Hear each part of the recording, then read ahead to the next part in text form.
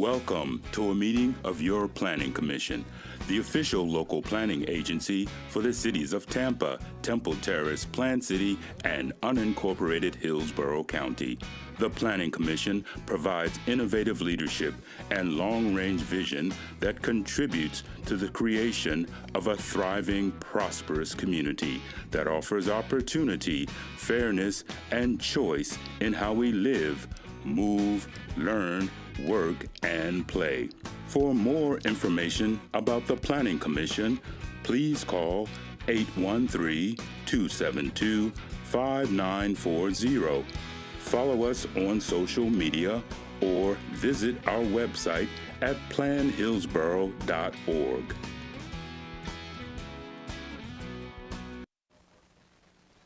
Welcome to the August 12th, 2024 public hearing of the Planning Commission on City of Tampa Comprehensive Plan Amendments. We thank you for attending this meeting. Your comments and participation are encouraged. For those attending in person and wishing to speak on any agenda item, please sign the register at the rear of the room and turn off any devices that may be a distraction. To minimize feedback in the audio, all online participants in the meeting will be muted until it is their opportunity to speak. Planning commissioners should unmute themselves to indicate that they would like to speak. Please be sure to state your name at the beginning of your remarks for the benefit of the clerk. There will be an opportunity for members of the public to provide comments. When your name is called, you will be unmuted when it is your turn to speak. Please wait until the chair calls on you to begin speaking. State your name at the beginning of your comments and adhere to the time limits. If anyone has difficulties or is watching via HTV and would like to provide comments to be included in the record for the local government hearing, please email them to planner@plancom.org. For those of you who are not familiar with our process, the meeting will be conducted as follows. The agenda item will be introduced. Staff will give their presentation with a 15-minute time limit. The applicant will be given the opportunity to make a presentation with a 15-minute time limit. Following presentations, members of the public may address the Planning Commission when recognized by the chairman. Public comment will be heard for 3 minutes per person. The applicant will then be afforded a 3-minute period for rebuttal response. Planning commissioners will then ask questions. Public comment will be closed. Then upon a motion, a second, and discussion, a vote will be taken. To all participants, please note that tonight's hearing concerns proposed changes to the comprehensive plan. Presentation should not include matters related to zoning applications and site plans that are not before the commission. Zoning conditions are not relevant to the plan amendments and may not be considered by the Planning Commission. The Planning Commission's purview in making a recommendation is limited to consistency or inconsistency with the comprehensive plan. With that, I'd like to please ask the clerk to call roll. Bowden. Here. Boza. Here. Cardenas. Here. Kona. Here. Fernandez. Here. Kress. Here. Lauk. Soraya. Here. Sieben. Here. Orton. Here. Rodriguez. And Joseph. Here. You have a quorum, sir.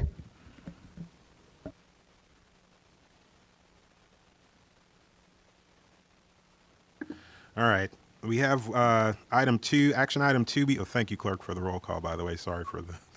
Item 2B has requested a continuance to 9/9/24 due to a missed notice. So, and that's item 2B. So we're going to need to take a vote on whether or not we want to allow that to happen. That's going to take a motion and a vote from the board members. So. I'll make a motion to continue it. Allow the continuance. All right. I'll second it. All right. We have a motion to continue by Commissioner Kona. A second to that continuance motion by Commissioner Bowden. Are there any questions or clarifications from commissioners? Not seeing any, then would all signify their agreement by saying aye. Aye. Those opposed? Motion carries unanimously. All right. And item number 2E was also continued to the next cycle, so we will not be hearing item 2E tonight if anyone is here for that. Okay, so we'll start with the things we are hearing. We'll start with 2A, TACPA 24-03, Comprehensive Plan Map Amendment, multiple folios generally south of East Bush Boulevard and North Brook Street intersection, and the presenter is Jennifer Collins. Jennifer Malone presenting on behalf of Danny Collins tonight.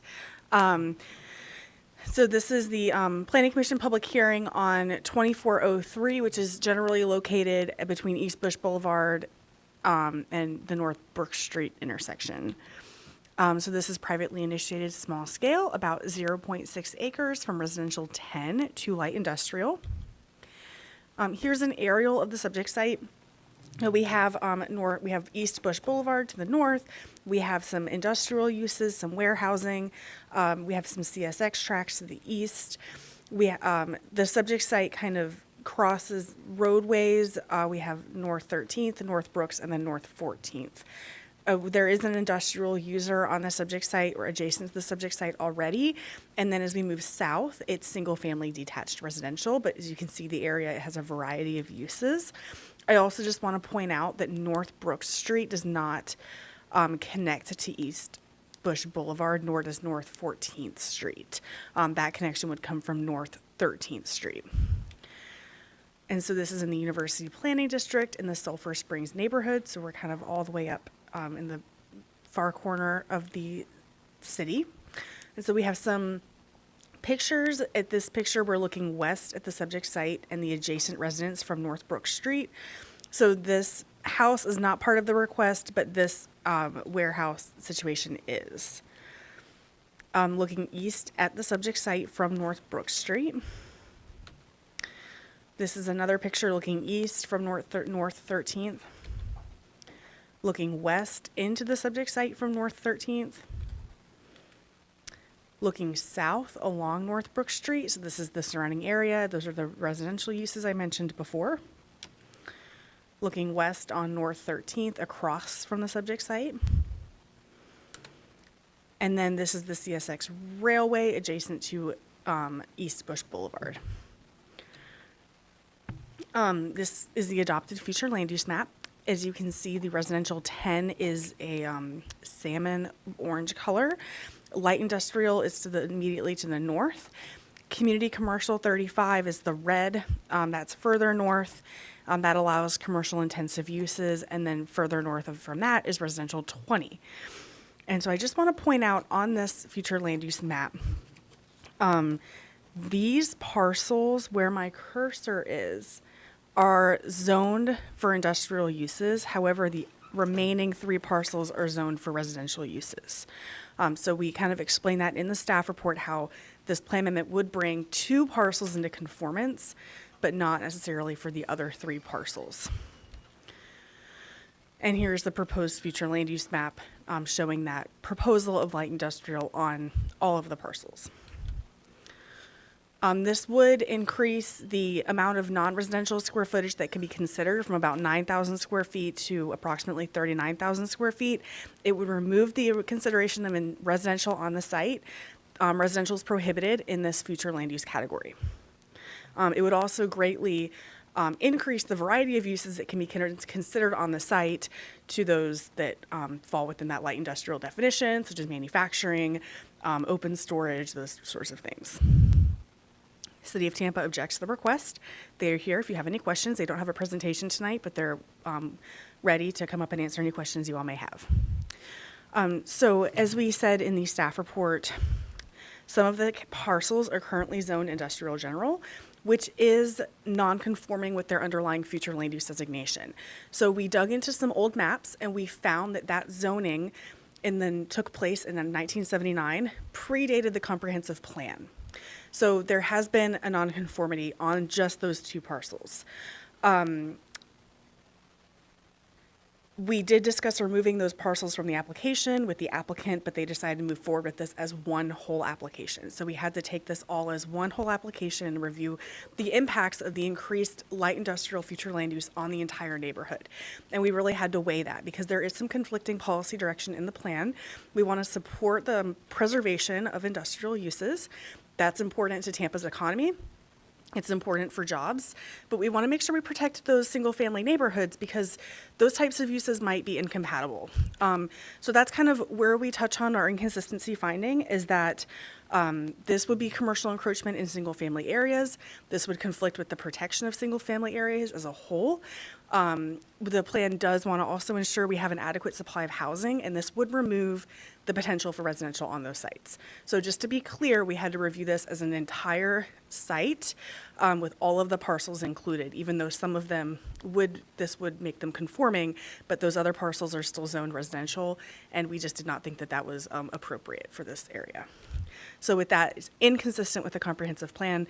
As I said, City of Tampa staff is here, and I'm always available to answer any questions. Thank you. Thank you. Does the applicant have a presentation?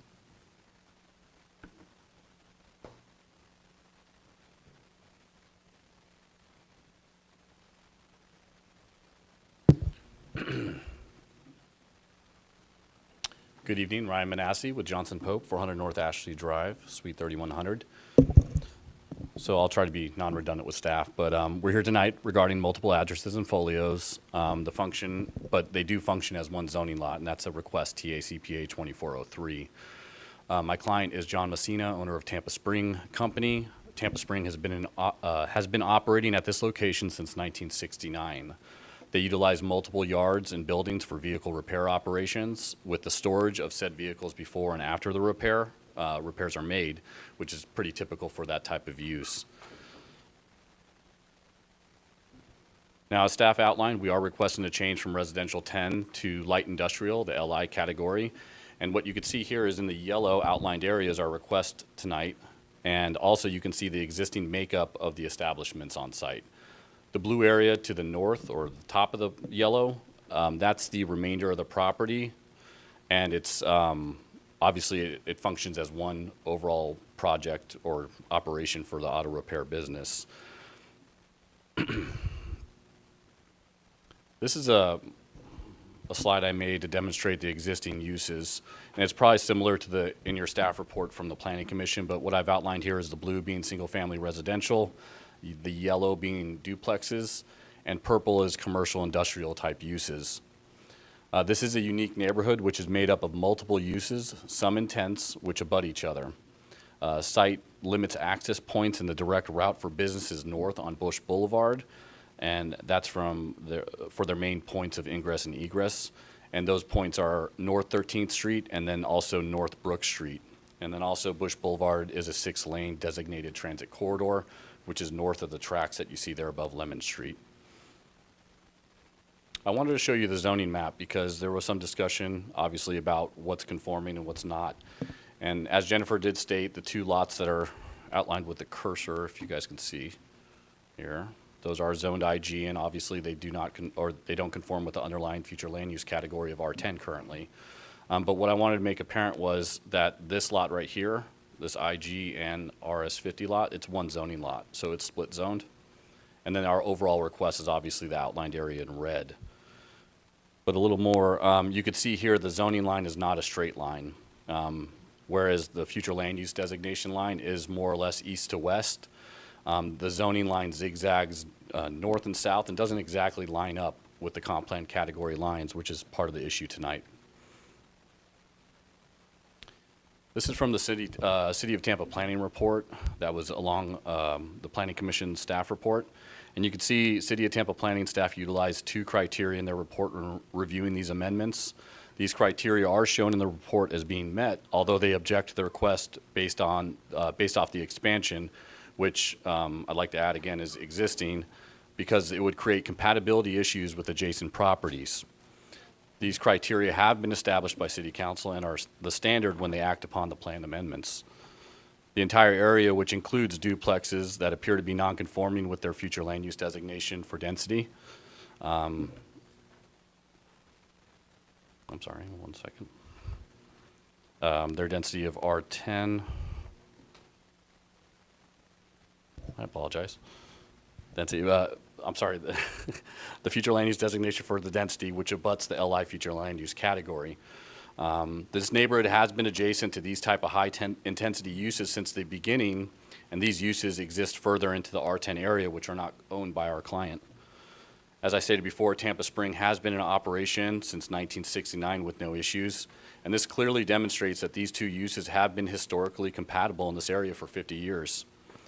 Some additional information, we have filed a PD with the city to address any compatibility concerns with the existing site, like buffering and screening, and ingress and egress locations, for example, which are outlined in some of your comprehensive plan policies. And to go on that a little further, I won't read all these for you tonight. I'll turn this in for the record, but I would like to point out that there are several objectives and policies that support our request shown on screen.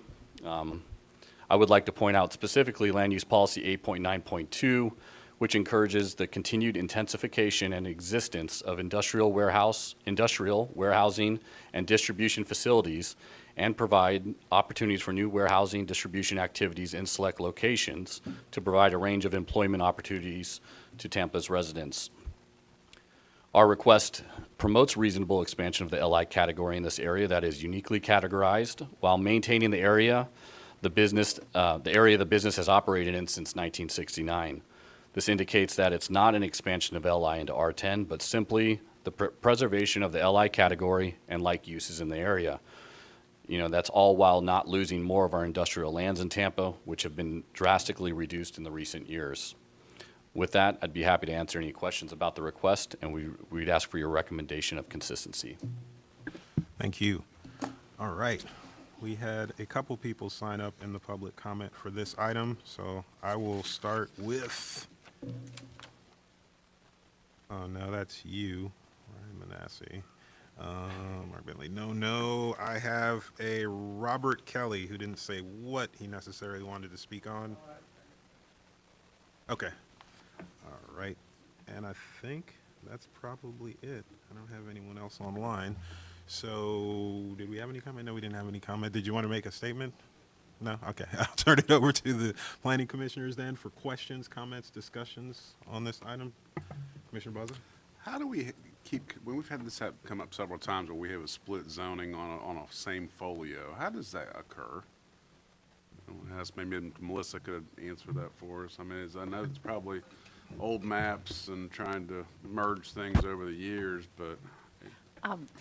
Yes, if the zoning to Jennifer's research was done back in the 70s, those maps were hand drawn, and you know, often maybe didn't follow the property line exactly or something. So then in the conversion of the maps to digital, things certainly did change, but it sounds like the zoning recognized the industrial on some of the property with the industrial zoning, and the use kind of grew because they owned the rest of that parcel. So the use is now occurring on parts of the property that was not zoned industrial originally.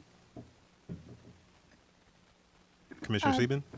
I had a question about whether or not there's current code enforcement issues here, and also what percentage of the property is currently being utilized for this use in spite of whatever zoning it may have. Pull up the presentation again. I probably don't have that exact percentage, but I can show you on the Just map again. roughly, or if you want to, it's kind of hard to tell from the map. Yep. So first, I'm not aware of any code enforcement violations on the property to answer that question. We haven't received notice. My client hasn't provided them to me. The operation itself, I mean, if you look at it, maybe a quarter of the property. The blue area is the operation. Well, actually, the blue and the yellow is the area of operation currently. So our request is maybe a quarter of that property. So I thought the yellow was part of the request. All of the yellow is the request. That's so correct. It looks like the majority of the yellow is already being utilized That's for correct. this purpose. Oh, yes, Okay. yes. That was my question. It is being utilized, correct. Got it. Thank you. All right, Commissioner Kress. I assume you did outreach to the neighbors, and did you hear back from them? We have not heard any opposition to our request. I don't know if staff received anything. I haven't received anything, so. Jennifer Malone, Planning Commission staff. I did receive a phone call from a gentleman who lives east of the subject site, but he just was asking questions and seemed generally okay with the request, but he did not come to speak tonight. I told him he was welcome to, but he's lived there a very long time and was familiar, even knew the owner and everything, so. Thank you. And is it a very noisy operation? Most of the work is contained inside the large warehouse over here. Some of these other buildings, obviously the work's being done as well, and then there's offices. So really what you're seeing outside is, again, just the operation pre and post repair. Some of their clients, actually, I believe our client, they have a contract with the city of Tampa for their solid waste vehicles. So the springs come in and they fix them inside the warehouse and they store them outside until they're ready to pick them up. So I would say, to answer your question, the majority, any of noise would be internal to the bays. And then I guess another question, if I may. It sounds like staff recommended that you split this into a couple different parcel requests, and can you talk about why you chose not to do that? Well, it's one operation, so splitting it in two requests doesn't really make sense for our client. And from a perspective of, part of it was maybe a map error, as Melissa stated, and back in the day they drew the lines arbitrarily across, and then the zoning zigzagging all over the place. Whereas we've been in operation since 1969, and it really acts as one parcel, and that's why we wanted to bring one parcel and one request before you tonight.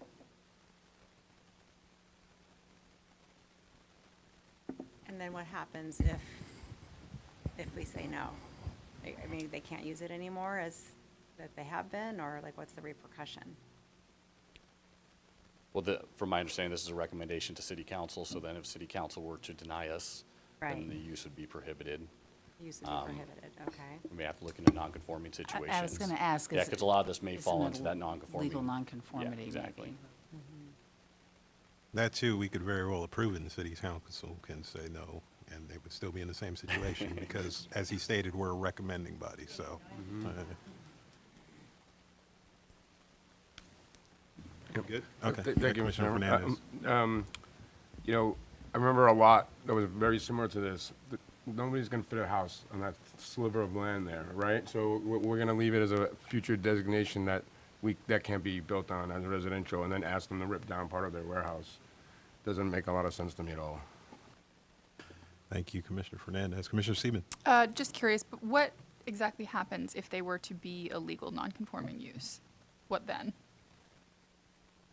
I don't know if the city staff, if Mr. Johnson might be able to address how legal nonconformities are used, or,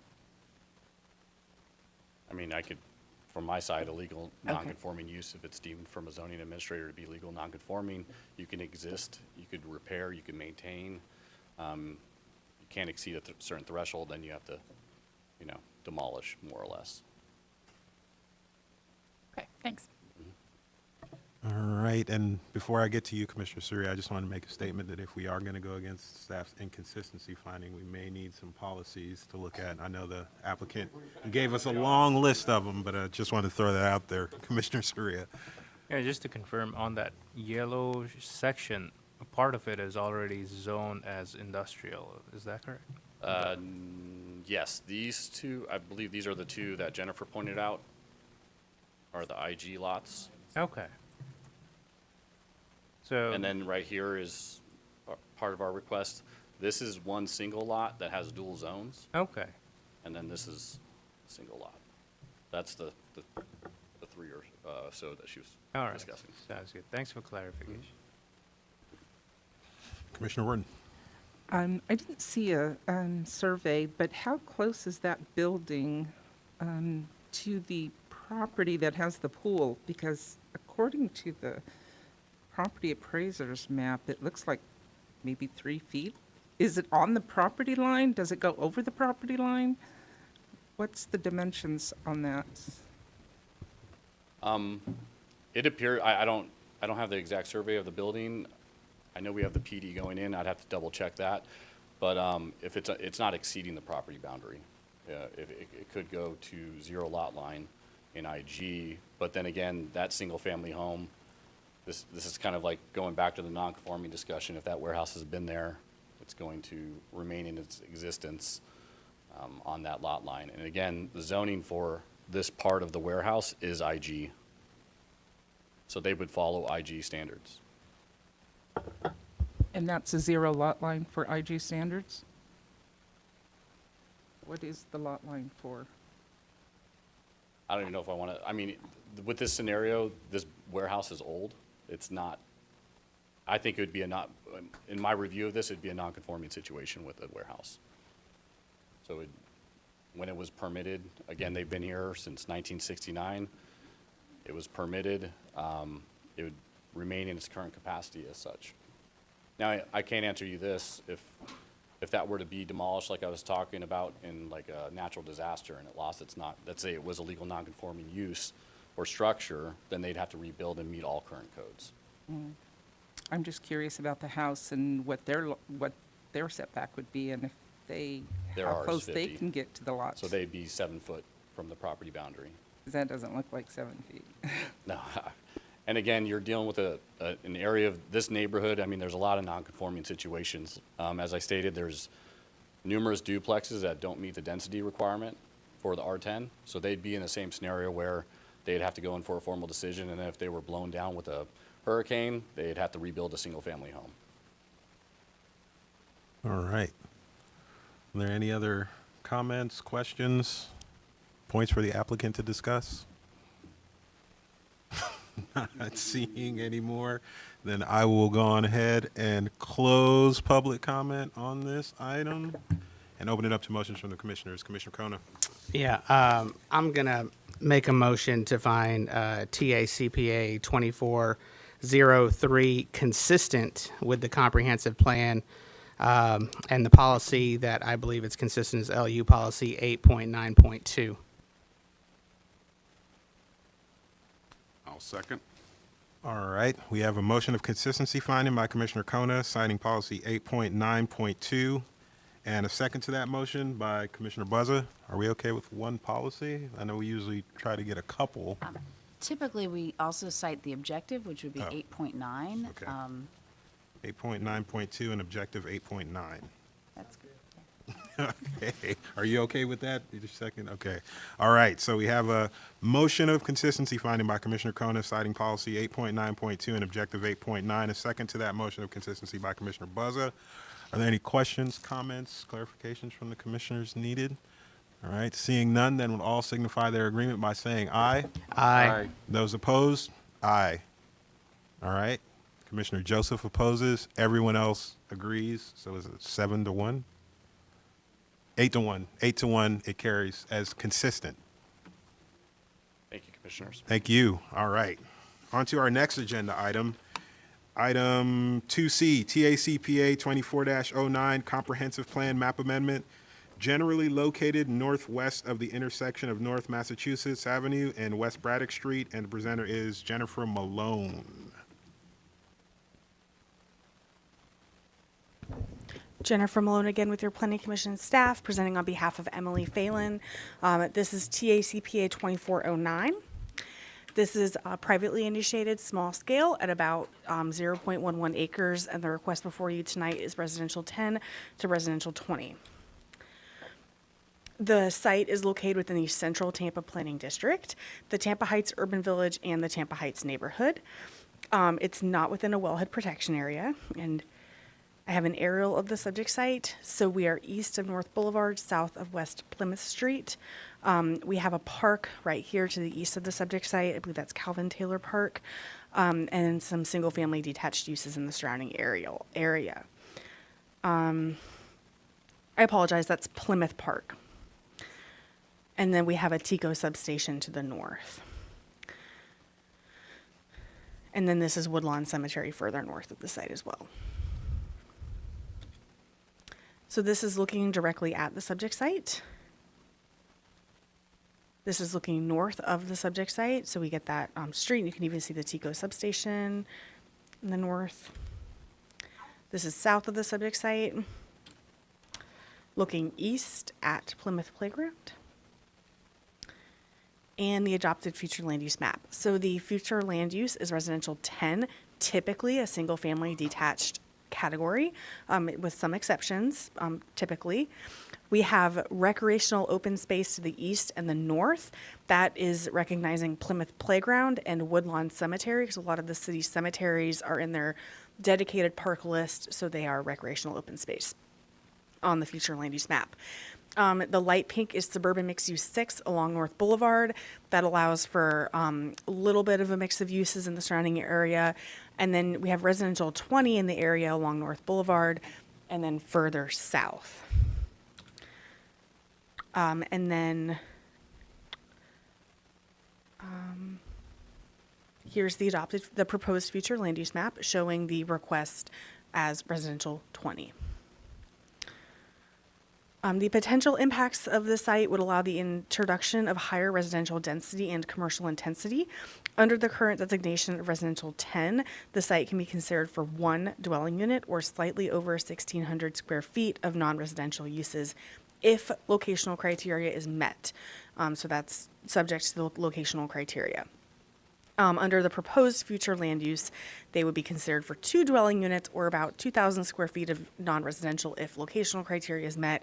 I do want to point out locational criteria does become broader under the proposed future land use designation, but that would be very limited neighborhood serving commercial uses if they were even approved through a rezoning.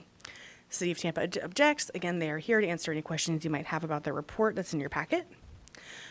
Overall, it is inconsistent. It is not compatible with the surrounding area, and the subject site is within a single-family detached neighborhood. The request would not provide a transition in density to those areas from residential 10 to residential 20, and it would really create like an island of residential 20. If you look at the proposed and adopted future land use map, we don't have any presence of residential 20 along that street at all. It's also a local roadway, and it's just not where the comprehensive plan identifies increasing our density to allow for those additional units. So that concludes my presentation. I'm available for any questions. Again, it is inconsistent. Thank you. Thank you. Does the applicant have a presentation?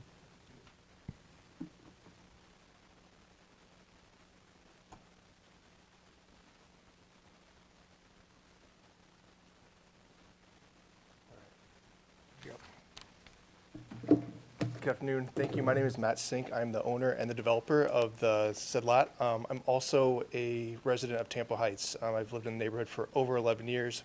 Super active with the Tampa Heights Civic Association. Worked on the Tampa Heights overlay, which, if any of you guys are familiar with that, it's actually seeking increase in density in that specific neighborhood. And I'll kind of go into why we're seeking what we're looking for. One of the things I want to note is that I have always been very sensitive to my neighborhood. I've been in it since 2011. My background is working for national builders, so I know what bad land use looks like. If you look at any suburban areas with really bad access points and car-centric, I'm now doing the opposite of that and trying to make my neighborhood better. One of the big things that I come with is experience of interacting with the neighborhood to keep the character, making sure Tampa Heights doesn't lose its feel and its architectural integrity is huge to me. Also, that's why I worked so hard with the Tampa Heights Civic Association and the Tampa Heights overlay in the past. Who we are, and this is kind of who I am as a person and my business. If you can see the projects above, I don't know if you guys will be able to tell which ones are new and which ones are existing. And then there's some in the middle that were from 1909 with a refresh. So as you can see, my street scene is very, very in tune with the neighborhood to ensure that we have consistency and compatibility with surrounding areas. Like I said, we're based on thoughtful design and maintaining compatibility within the neighborhood. The reason why this is really important to me in my neighborhood is I'm trying to keep my neighbors. Tampa Heights has become increasingly expensive. You know, when I moved there in 2011, I bought my house for a little bit over $100,000. The same lot vacant with no house on it is going to go around $200,000, and new homes are going to run around anywhere between $800,000 to $1.2. In the same neighborhood, we're trying to keep our people. So addressing this with the missing middle product is really important to us so that we can keep people in our neighborhoods and drive affordability. It's also here to address the housing shortage. The Tampa Bay Partnership just put out a report saying that Tampa Bay households are spending 42.6% of their budget on housing. That's 12% higher than you should be qualifying for. So there's a huge disconnect in affordable housing and product being presented that's getting built. So the only way that I'm trying to help that is by doing duplex product, which if we look at the lot, there's a maximum of 2 I can get on there. That would be a duplex. That'd be multifamily. It's been in Tampa Heights forever, and I'll kind of go through that. The other reason that this is really important is that this location is premium for getting people close to alternatives to driving. Ola Avenue, I don't know if you know about this, but it's actually on FDOT's bike lane. So it's already been designated. So that's one block. That's on the other side of Plymouth Playground. And then the bus routes to get people to do alternatives such as Hart. There's a station right up the street, and then the northbound is across the street on Florida. So we're primed in a location that is going to be that last walking segment that you can actually do. That makes sense for people who don't want to, base their life on vehicles. That leads us into the bigger conversation, which is transit-oriented development. A big part of TODs is including density in housing. You can see it right there. So there's a push in the city to create affordability. There's push to increase options for people traveling to and from their offices, their grocery stores, what they need to do on a daily basis. And increasing density actually helps push that because we can support things like Hart and streetcar extensions if they ever come to our area. Tampa Heights is an urban village, so there's never been a one-size-fits-all in this community. It's hard to look at it from a future land use map because there's so many legal non-conforming uses in here that no one can ever even take in unless you're a neighborhood expert like I am. After living there for so long, I walk the neighborhoods and you see duplex, triplex, quadplex, a hostel. Like there's Graham's Place is across the street from that park, and that's actually a hostel that has 12 rooms into it. So to say that it's not consistent, our whole neighborhood isn't consistent, and that's the way we enjoy it to be. We don't want to be cookie cutter. That's not what we've been going for. So there's many examples of legal conforming that are within R10. Unfortunately, because of R10, I can't do a duplex right now because of it. So I'm going to show a map of where we currently are. So this map, all the red dots on the right-hand side are actually showing homes within that R10 designation that are legally non-conforming at this time. So if we go up and down our street, you see them everywhere. You actually have one house down. So the red arrow right in the middle, that's the subject. There's one house in the middle, and then there's actually a duplex right next door. So to say on the map that it's not consistent, that's just not the way it is. It's actually just that there's non-conforming uses within that area. And to kind of give an example of what the neighborhood looks like, as we walk down our streets, and things I do all the time, this is a triplex. How is this inconsistent with the way that our neighborhood looks? This is actually an eightplex. Duplexes, these are all over. So that map I just showed earlier, these are the actual homes on those sites. And it kind of gives you a feel of a hostel in the middle of our neighborhood. There is no consistency within Tampa Heights because it's before zoning maps were coming out and future land use. This unit right here is actually the neighboring property to the south, minus one home in the middle.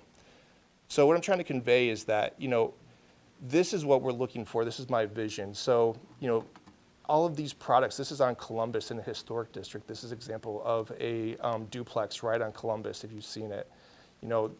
This is right in the Jefferson Street, right in the Tampa Heights historic district.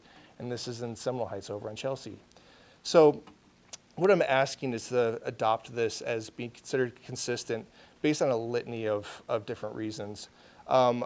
Objective 1.2, create inspired urban design while respecting Tampa's human scale, unique history, aesthetic, natural environment, and sense of community identity. Obviously, duplexes are all over that place. You can see it. It's all over. Relate new buildings and development to the context of the neighborhood and the community. It is consistent with the surrounding because there's duplexes all over it. They're peppered out through all over the place. Focus on standards and review efforts to renew evolving districts that are undergoing the most dramatic change. Periodically evaluate their needs and effectiveness and acknowledge locations of future review. Tampa Heights is going through a housing crisis when it comes to pricing. If we don't want to see our neighbors moving away, we need to find different housing options to support them as they move through their life cycle.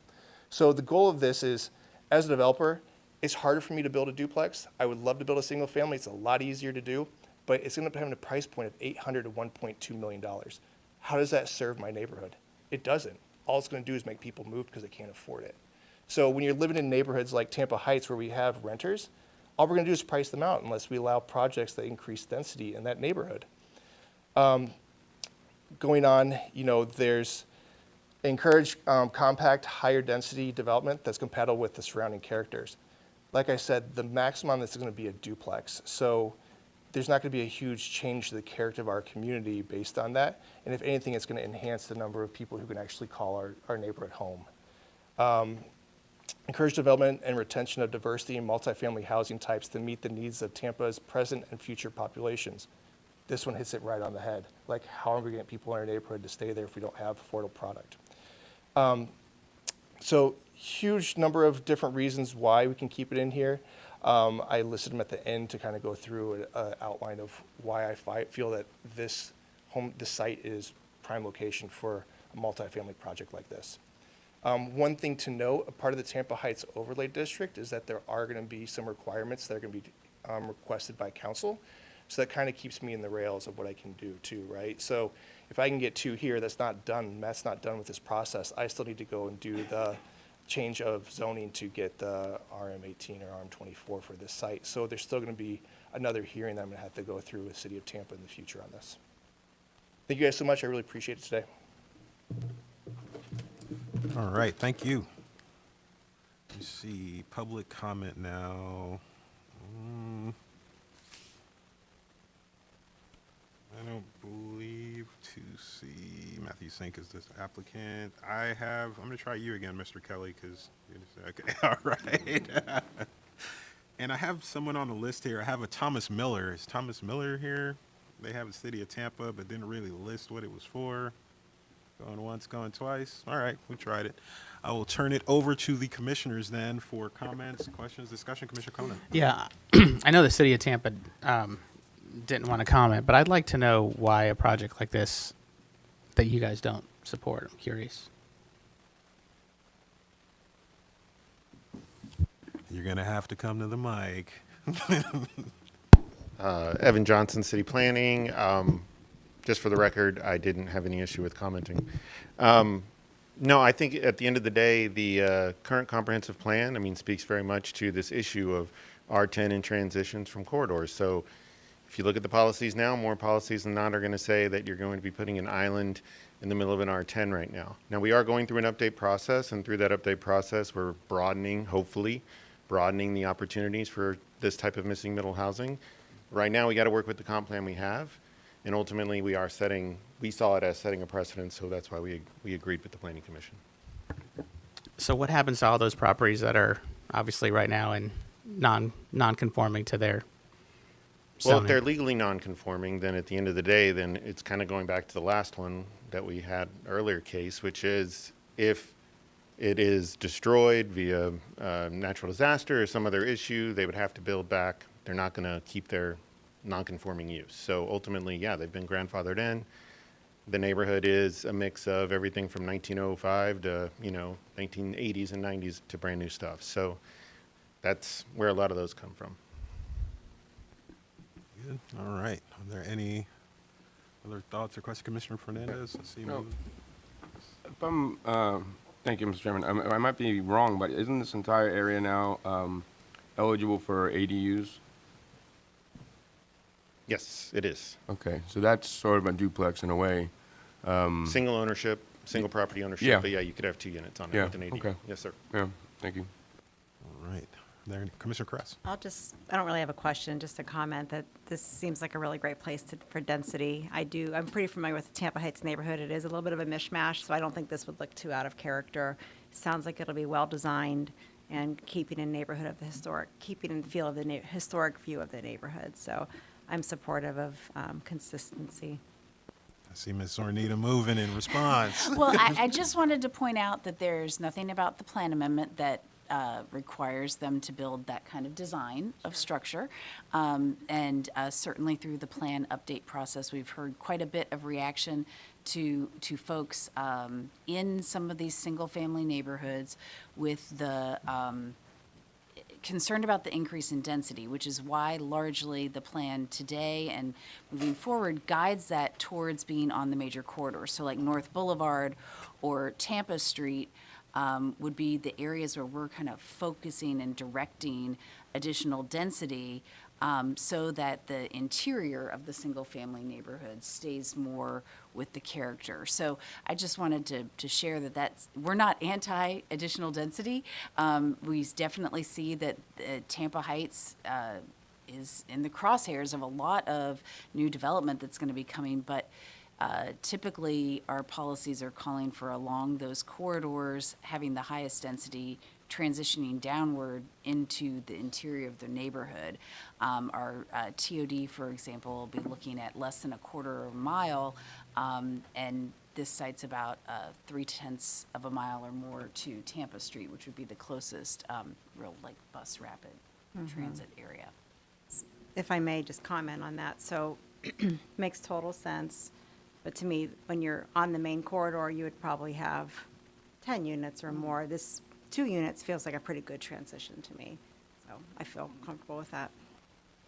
All right. Well, good conversation, good comments. Yes, Commissioner Bowden. I'm a little confused because the applicant mentioned that it didn't want people to leave the community, but if you're already in the community and you're living in the community, why would you leave the, so I don't get it. Because if you live in the community, you're not really buying in the community because you're already in the community. I wish that was the case. So if you're renting and eventually you want to stay in your neighborhood and not have to move out, it's no longer affordable. Or if you come in an area right now with our insurance rates going so high, like I live in a 1905 house, my insurance is insane. So if I wanted to live in my same neighborhood and get a newer home, I wouldn't be able to buy it today. I'd be paying well over $800,000 for a house that I bought for $175,000. So in order to keep people in our neighborhood, we had to find more affordable options. And based on land costs and the way that development works, if you're spending $200,000 on a piece of land, the only way to stay profitable is to put that in an $800 to $1 million range when it's all said and done. The other thing that we talked about before is about the allowance of ADUs. ADUs are great, they're helpful, but they don't provide a path for ownership. So you have an ADU, but you're putting people back in rentals. And also know that on the ADU side of it, we're capped at 1,100 square feet total for the structure in the overlay district. So if the first floor is garage, which they typically are going to be, that means that we're going to have little micro apartments of 400 to 500 square feet, which doesn't allow for growing families, people who need to transition in and out. So if you're in the neighborhood and you're renting, if you're the one who actually end up buying and staying in there, it's no longer an affordable option for you. I don't know if that helps.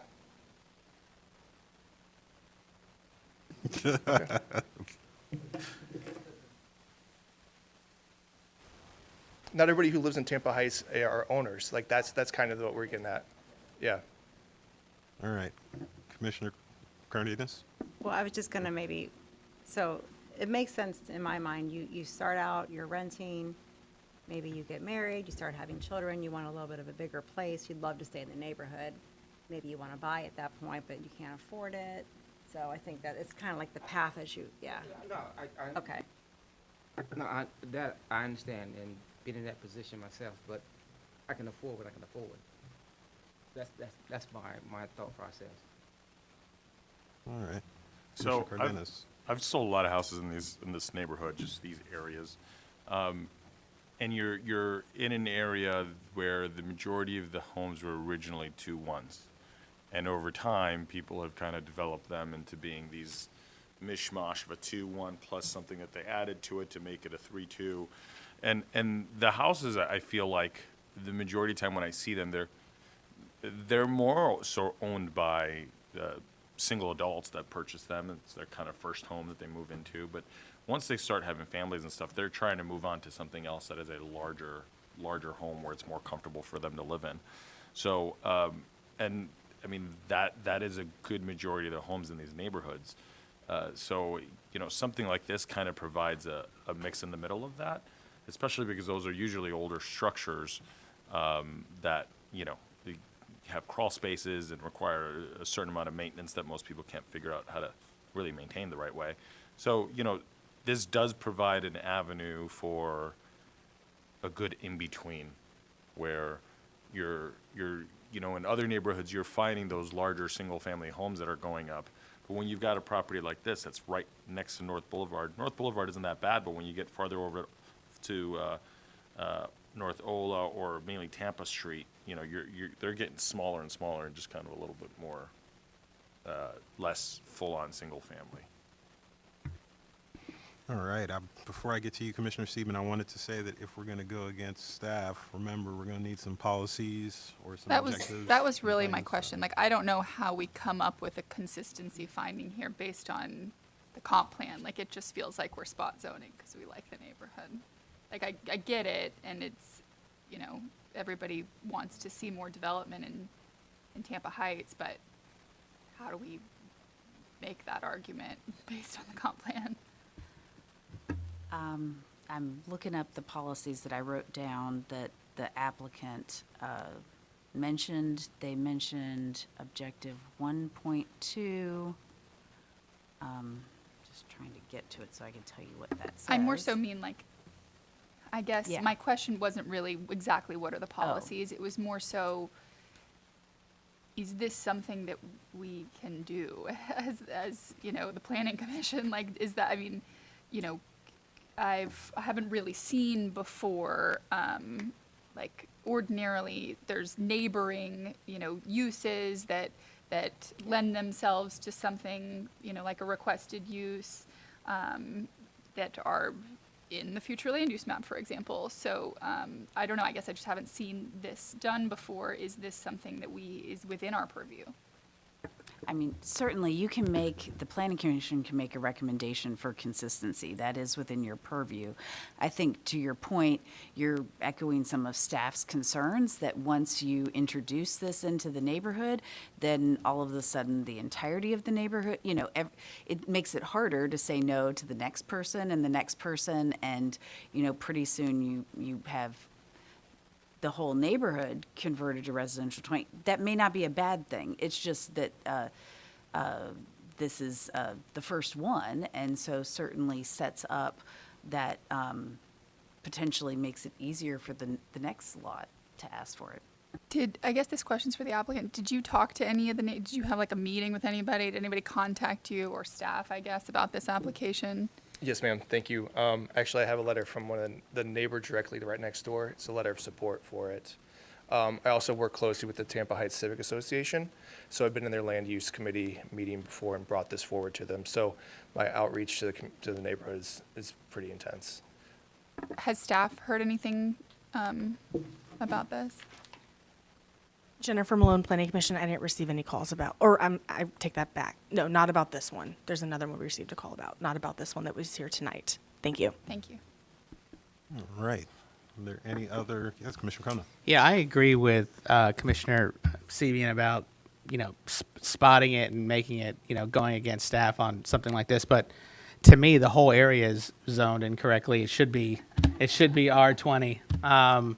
So if this invokes some sort of change that I think fixes our density problem and our affordability problem, and you know, I think it's got to start somewhere. So might as well start today. Oh, man, talking points we're getting here tonight. All right. Anybody have any more comments or questions? Just another reminder, we're going to need some policies. I guess Ms. Arnita has some ready just in case. I'm not seeing anyone moving too quickly, so going once, going twice on the public comment, we're going to close it and then open it up to motions from the commissioners on this one. All right, I'll be that guy. I'd like to make a motion that TA CPA 2409 find it consistent with the comprehensive plan based on LU policy 1.2.3 and 1.2.8. Could I ask, would you be amenable to adding 1.2, the objective? Absolutely. Okay, thank you. So that was 1.2, 1.2.8, and 1.2.3, or did we lose 1.2.3? Yes? Yes. Yes, okay. So all three. Okay. All right, so we have a motion of consistency, Commissioner Fernandez. No, I was just going to second. All right, we Sorry. have a motion of consistency finding by Commissioner Kona, citing policy 1.2, objective 1.2.8 and 1.2.3, and a second to that motion of consistency finding by Commissioner Fernandez. Yes. All right, so I see your brow furrowed. Is there a question? No? Okay. Are there any questions or statements anybody wants to make before we go ahead and vote? I'll remind everyone that he has found it consistent in opposition to staff, so we're voting for consistency. I just have yes. one question, I'm sorry. Ms. Zornita, is that, so what would your, if you guys were going in to do research on this area to make a decision whether or not you thought that we should, increase the density of the area, like what would you be doing aside from, I guess, this conversation that we had today about whether or not we think that it should be more highly dense in that area? I mean, I think if we were initiating such a change, we would probably look at a larger area and incorporate more properties than just one. Well, of course. I just mean like. Oh, you mean if we were to do that research? If you were to do that, what kind of research would go into it? And then also, is that something you guys are planning on doing in this area? We are looking at down the road some updating the future land use map. I don't know that we had specifically anticipated looking at interior of neighborhoods like this. So, but we would be looking for indicators such as plan amendments, nonconformities, things that aren't matching, and whether or not those are things that need to be corrected as part of that process. Okay, thank you. All righty, back to the motion and vote that's before us. So we have a motion of consistency finding by Commissioner Kona, a second to that consistency finding by Commissioner Fernandez. Any more comments, questions, curiosities? Not seeing any, and we'll all signify their agreement by saying aye. Aye. Those opposed? Aye. So I opposed it. Who else opposed it? Commissioner Joseph and Commissioner Bowden opposed it, and the seven other commissioners approved it. So it passes, it carries as consistent. Whew. All right. Next up.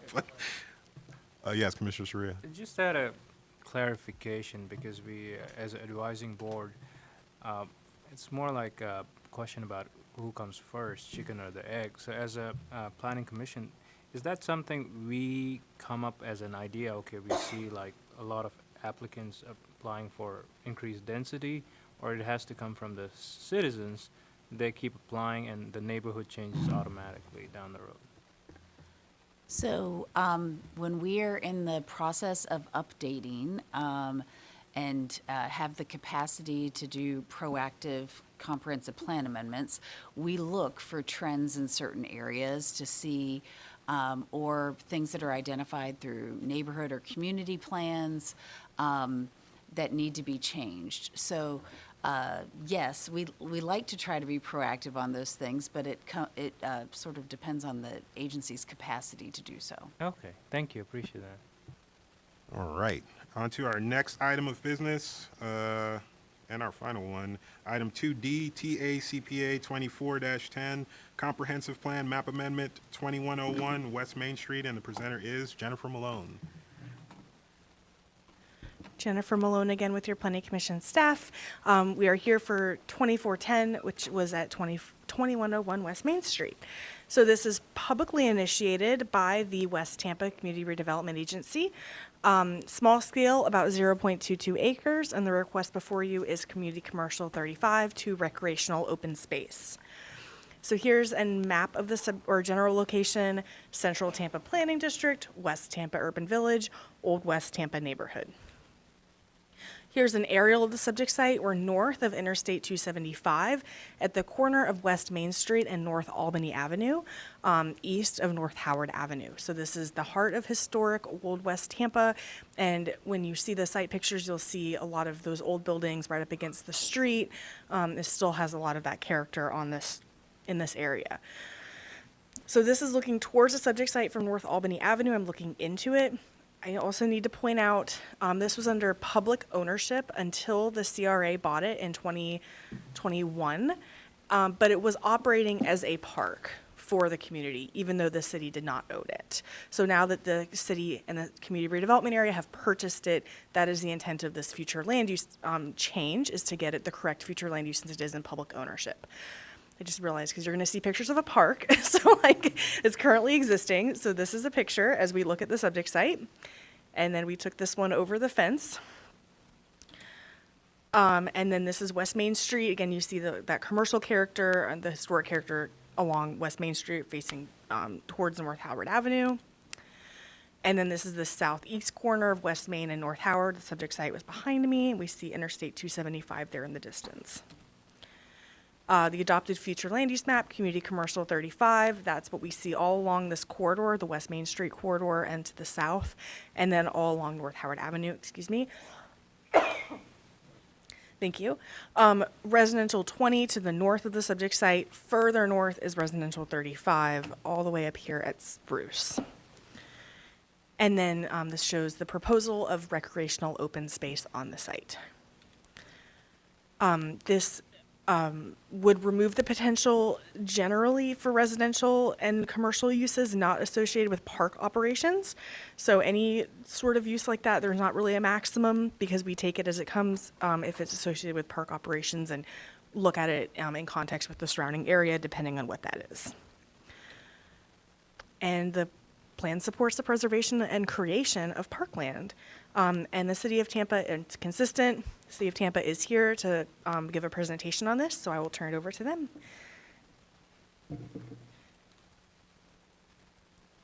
Good evening, Commissioners. Bryce Faringer, Tampa CRA staff. I don't have a PowerPoint presentation, but I do just have a short statement about this application. As Ms. Malone previously stated in her presentation, this application does seek to ensure that that park use on the site is protected for the long term. It was previously privately owned, but the owner was allowing community members to use it as a public gathering space, and so that's why we're trying to kind of meet that demand of the community and protect it for the long term as well. It does play an essential role in preserving the site and is supported by both Tampa CRA staff as well as the West Tampa Community Advisory Committee. And if any of you have any questions, I'd be more than happy to discuss. Thank you. All right. We didn't have anyone sign up for the public comment on this one. And Mr. Kelly's gone, so I know he didn't want to speak on it, so I will turn it over to the commissioners for questions, comments. Commissioner Fernandez? No, oh, just a light on. Are there sorry. Any questions or comments? Not seeing any, then we'll go on ahead and close public comment on this item and open it up to motions from the commissioners on this one. Commissioner Buzza, I see you moving. Thank you, Mr. Chairman. I'd like to move that we find TACPA 24-10 consistent with the Tampa Comprehensive Plan and forward on to the Tampa City Council. All right, Commissioner Bowden? I second that motion. All right, we have a motion of consistency finding by Commissioner Buzza, a second to that motion by Commissioner Bowden. Are there comments or statements from the commissioners before we take our votes? Not seeing any, then we'll all signify their agreement by saying aye. Aye. Aye. Those opposed? Motion carries unanimously. Thank you. All right, thank you. Next, that is it. That is it for our City of Tampa public hearing. So I will adjourn the City of Tampa public hearing at 6:32, and I will read us into our Hillsborough. We'd like to suggest that due to the large number of people for the county meeting that need to come into the room, that maybe we take 5 minutes and let them come in before we start the next hearing. Okay, then. Is that acceptable? We will take a 5-minute recession here. Yeah. And then we will come back at 6:38. Okay. Meeting adjourned at 6:33.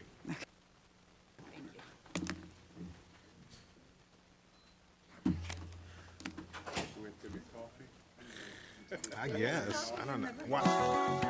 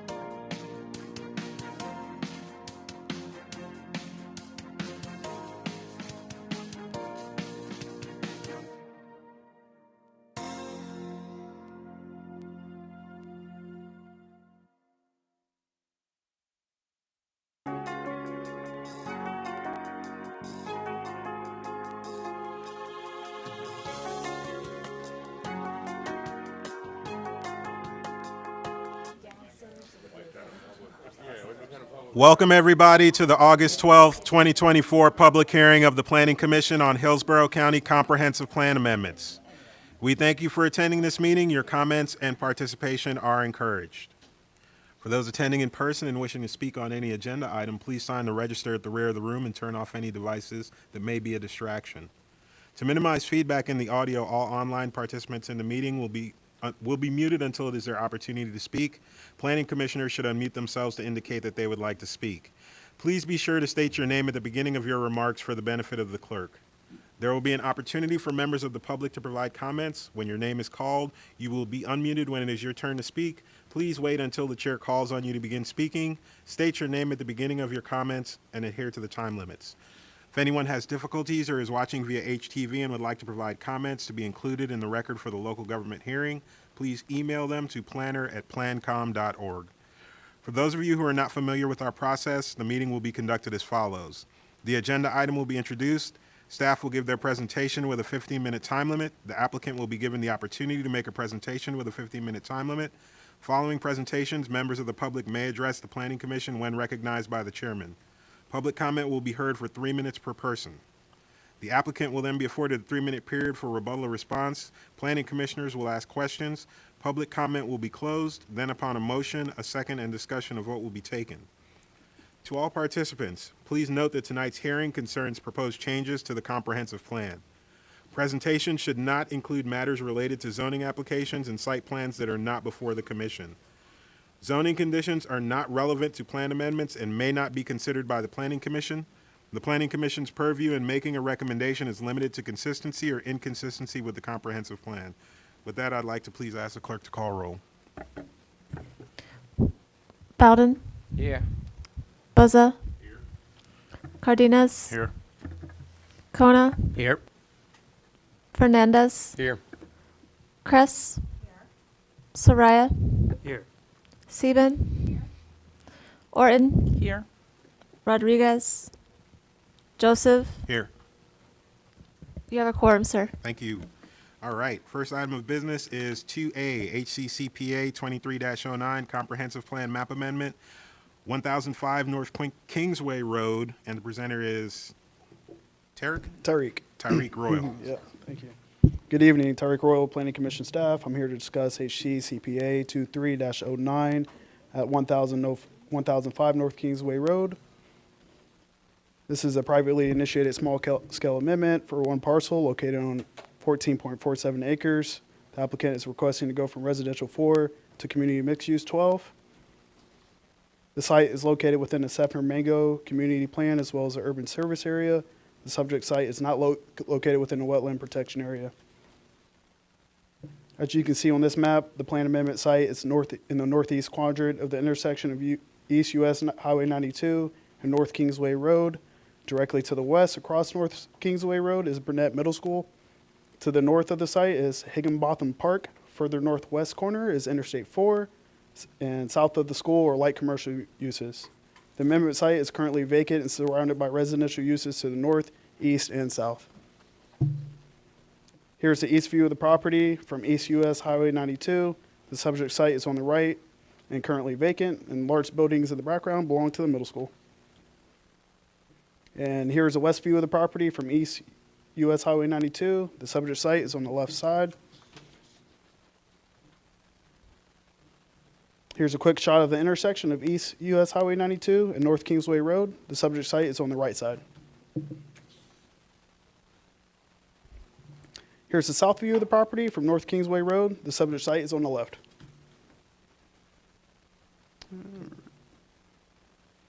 And finally, here's a north view of the property from North Kingsway Road. This is the subject site. You can see some residential uses surrounding it.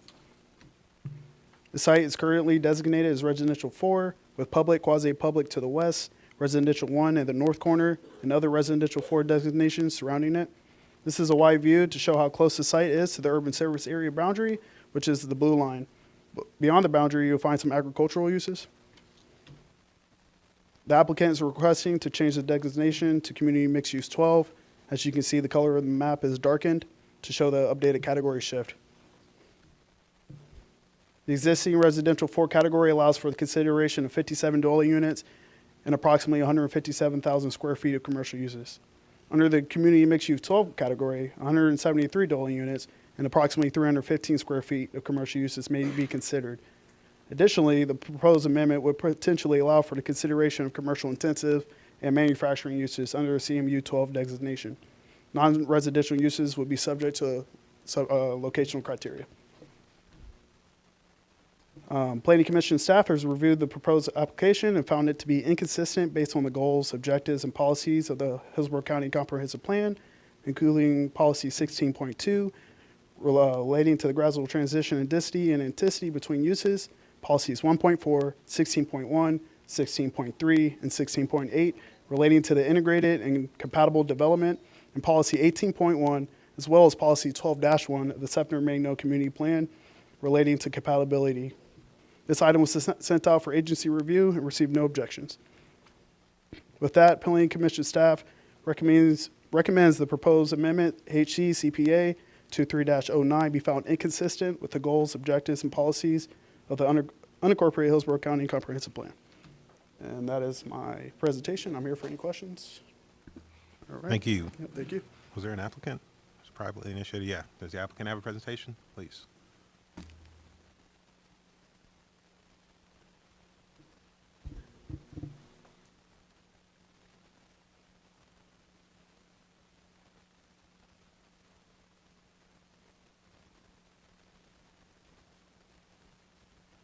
There we go. Good evening, Mr. Chairman and Commissioners. My name is Todd Pressman, 200 2nd Avenue South, number 451 in St. Petersburg. This is HCCPA 2309. We appreciate the staff report. We are located in the east area of the county, in the Sefner Mango area. You can see the site noted here on 92.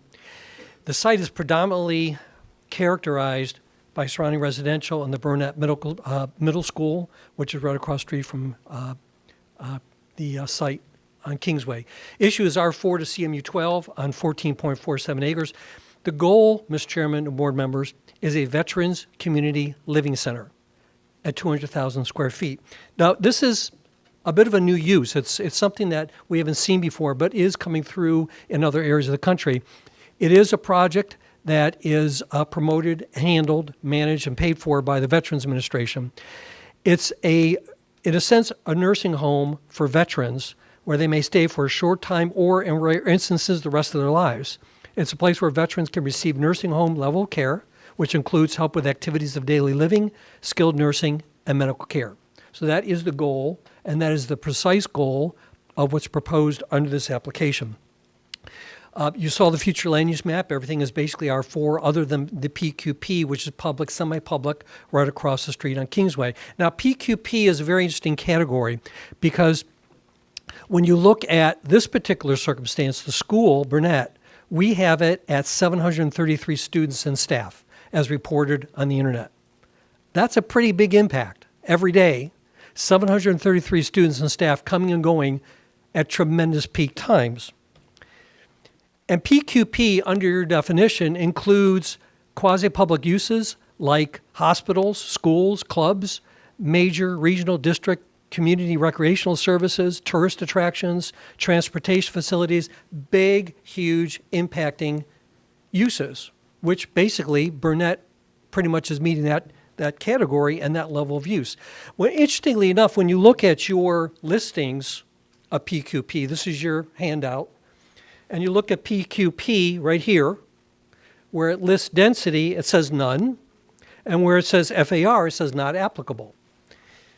It is, by that definition, an unbridled, unlimited, unrestrained density of impacts and density. Now, to be fair, there is another definition that you find in your comp plan that says it should be judged or evaluated by the surrounding categories. So you have two different ways to look at that particular category. But for example, what's interesting is if you look at the Burnett School, just as one example, that would be equivalent to 110 homes.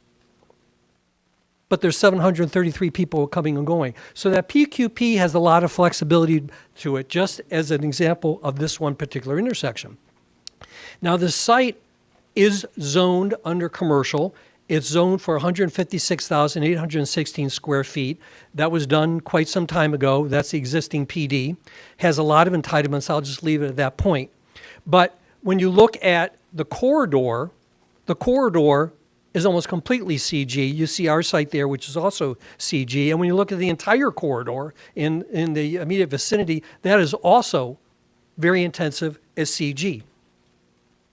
Interestingly enough, the transportation route, Highway 92, is a state principal arterial roadway, as found on the Hillsborough County Roadway Functional Classification Map, and carries anywhere from 12,400 to 9,600 vehicles per day, according to your mappings. That's a very intensive roadway. That's a very intensive arterial roadway. And there are quite a number of CG and CI zone uses, commercial intensive uses, which are above CGs that are right across from the school in this immediate area. So it's kind of interesting when you read your staff report, reads that the area is primarily single-family residential, vacant residential, mobile homes, and PQP. We don't believe that this definition or this evaluation by your staff incorporates nearly anything of what's going on at this particular area. There's tremendous intensity both on the roadways and the uses. And when you look at your Sefner-Mango community plan, there is one main direction, and that is commercial development should be directed to the US 92 and MLK Boulevard corridors. That's not in your staff report, and that was not mentioned by your staff. Sefner-Mango community plan, again, strategy, recognize the commercial character of US 92 and MLK within the urban service area. Those are specific, very clear directives of the kind of use that should be on this property. Sefner-Mango community plan, again, support infill development or redevelopment within the urban service area, which is exactly what this is. So again, you have, we feel, with great respect to your staff, that you have significant direction from your comp plan, which you have not heard from your staff. And of course, there's the urban service area, which you are within, and that growth proactively should be directed towards at least 8% of the population growth in the USA. Staff report, again, in a different area, says the area is not transitioning to medium or high density development pattern.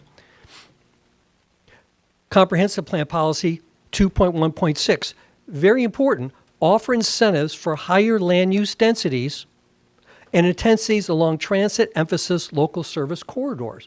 The reason for that is because as we put money and effort and time and planning and expansions of roadways, we want to be sure that we're doing that in right places. That's where the intensity, that's where development, that's where bigger and better go, so that they match the transportation corridor. Directed by your staff and by this board, we did hold a neighborhood meeting, and the response that I had from residents was that they would rather see commercial over residential. Now that's pretty unusual, I'll grant you that. And I was very clear about my discussions with the residents, but that was the feedback that I got, and that was a report that I filed with your staffer. Now, Policy 16.2 requires gradual transitions of intensities between different land uses through the use of site planning, buffering, screening, and control of specific land uses.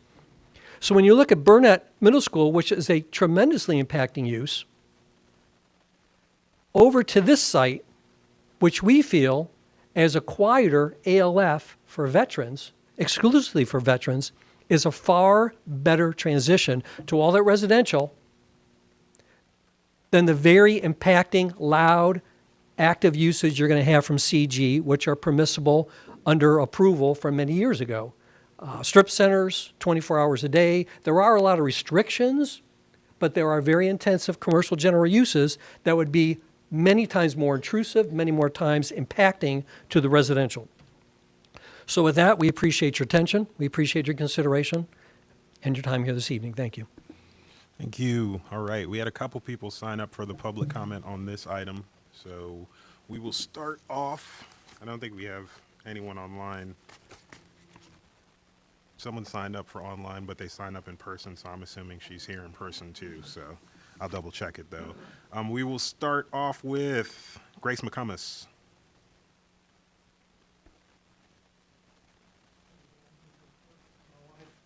Okay. My name's Charles D. McComas, Master Sergeant, U.S. Air Force retired. I just want to put my name in as being against this plan amendment change, and I would like to donate the rest of my time to my wife. It's fine. She has her own 3 minutes. She can come on. She needs a little more than that, I think. Oh, well, 3 minutes per person. We don't split and share time in here. Each person, and let me make that clear to everyone in here tonight. Each person gets 3 minutes. You can use it or you can lose it, but you got 3 minutes.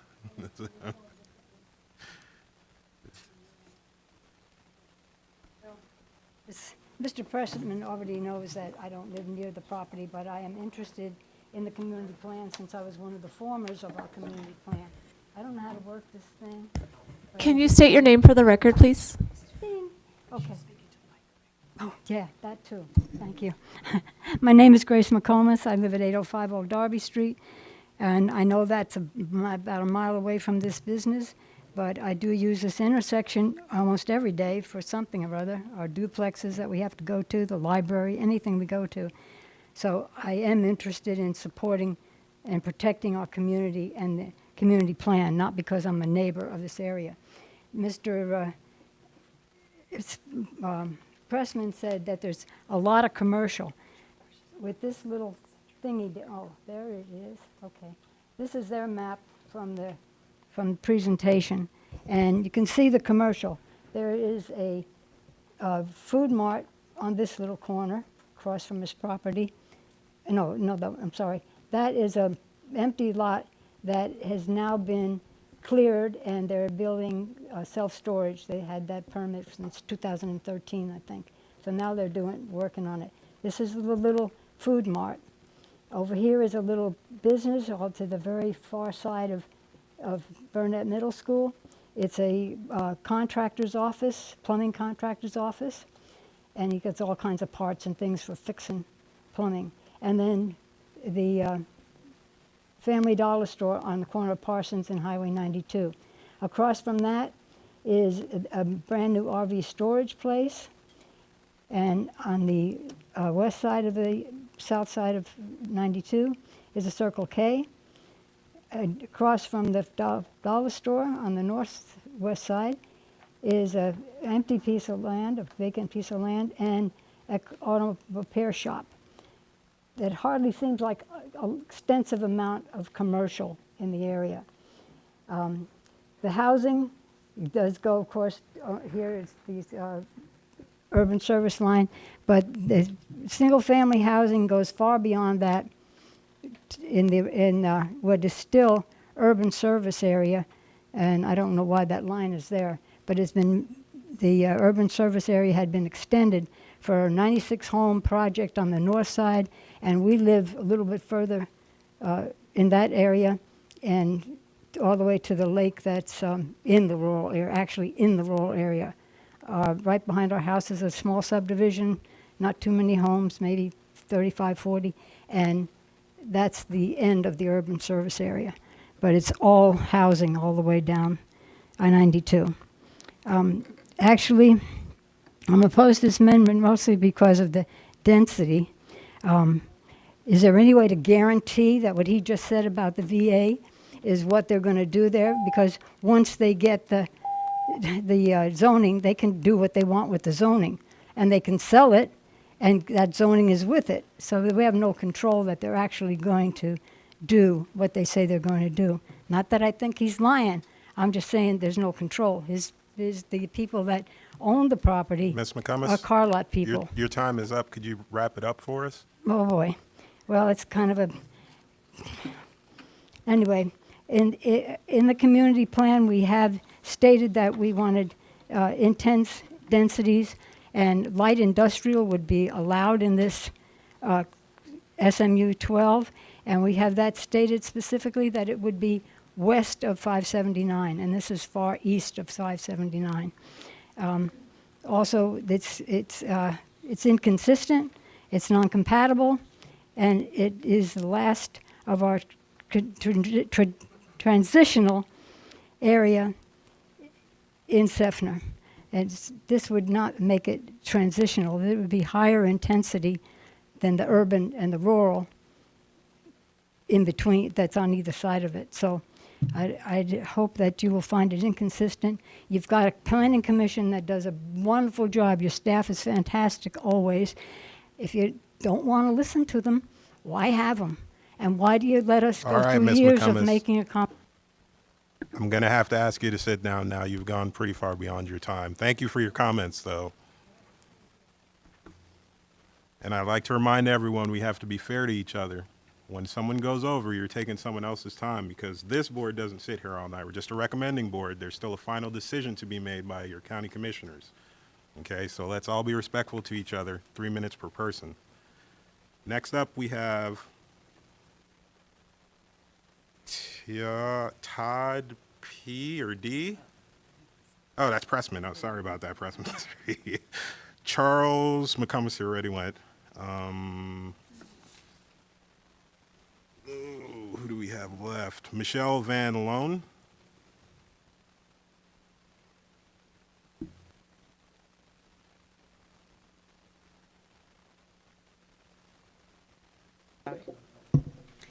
Good evening, Chair and Planning Commission. My name is Michelle Van Loan. I'm here as a resident, 130 Lina Sky Drive, Seffner, Florida.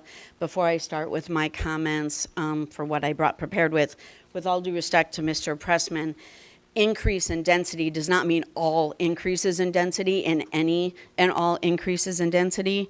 He mentioned 733 students coming and going, except most of them are on foot and coming in buses. They are not all coming in their own individual cars. He also referenced uses constantly. He kept saying general CG, commercial general and commercial intensive, which is not what they are requesting. It's what he currently has. So he seemed to be making a great point for keeping his development and his current future land use as it is. Lastly, again, as was mentioned and as the chair mentioned in the introduction, we are not guaranteed, no offense, and it would be great if we would know that if you approve or recommend for approval this comp plan amendment, that this is what we would get. But you can also get light industrial, you can get some very large bulky buildings, and you could get over 300,000 square feet of space of multitude of uses that are not just a VA. So it's nice to shine that at us, but that's not a guarantee of what we'll get. In the overhead, I zoomed out a little bit, so let's talk about those densities. As he mentioned, this is a general commercial and commercial intensive corridor. As you see, the CMU 12 is around the interchange and exactly in consistent compliance with your comp plan, you see that it steps down in intensities as you move away from the intersection. So our development pattern is working exactly as the comp plan said. And transitioning is just as important in Seffner as it is in Tampa Heights. We deserve the same right to transition to our residential uses as everyone else in the county. If you notice also, this is Amazon. Amazon has a distribution center. It's only SMU 6. It is not CMU 12. Again, it's transitioning in density as you move away from the intersection. To give you an example, whoops, wrong. To give you an example of context, so I'm not talking about uses, just context of bulk and square footage. At your existing density, as mentioned by staff and Mr. Pressman, you could have a building of 157,000 square feet. At the requested density, that would go up to 315,000 square feet. The Amazon Distribution Center only has an FAR of 0.35. He is asking for 0.5 FAR and the middle a C of Res 4. The actual building at the Amazon Distribution Center is only 26.7% of the lot. If you look at just down here on Kennedy, the neighborhood Walmart is 65,000 square feet. The Walmart that's a regular, it's not a super center, that serves us, is that 3 minutes or a warning? So I just want to point out to you that if you approve this, we could end up with 4.8 neighborhood Walmarts on that site. Does that sound like just upping the density because we're trying to divert population there? Or you could end up with 3.5 regular Walmarts. Lastly, with students, this is not just across the street from the school, it's in a school zone. So you have 733 students, as he just said, who are middle school students who are walking. Please note, this is a crossing guard with a student and could add 5,800 trips of cars where that crossing guard at this intersection is going to keep stopping traffic and, as he mentioned, at peak times. So again, this is not what we would consider a density of 15% greater than an Amazon distribution center. That's what you could be getting, and that's what you're looking at. So I appreciate your time. I won't be rude to anybody else. Thank you very much. Thank you. All right. Next up, we have, I'm going to call these three because they put number 2 but didn't say a number. Renee Glasgow? Going once, going twice. Lisa Ledbetter, it looks like. Next one, okay, I'll call you for that, no problem. And we have, last but not least, Michelle Miles for this one, 2309.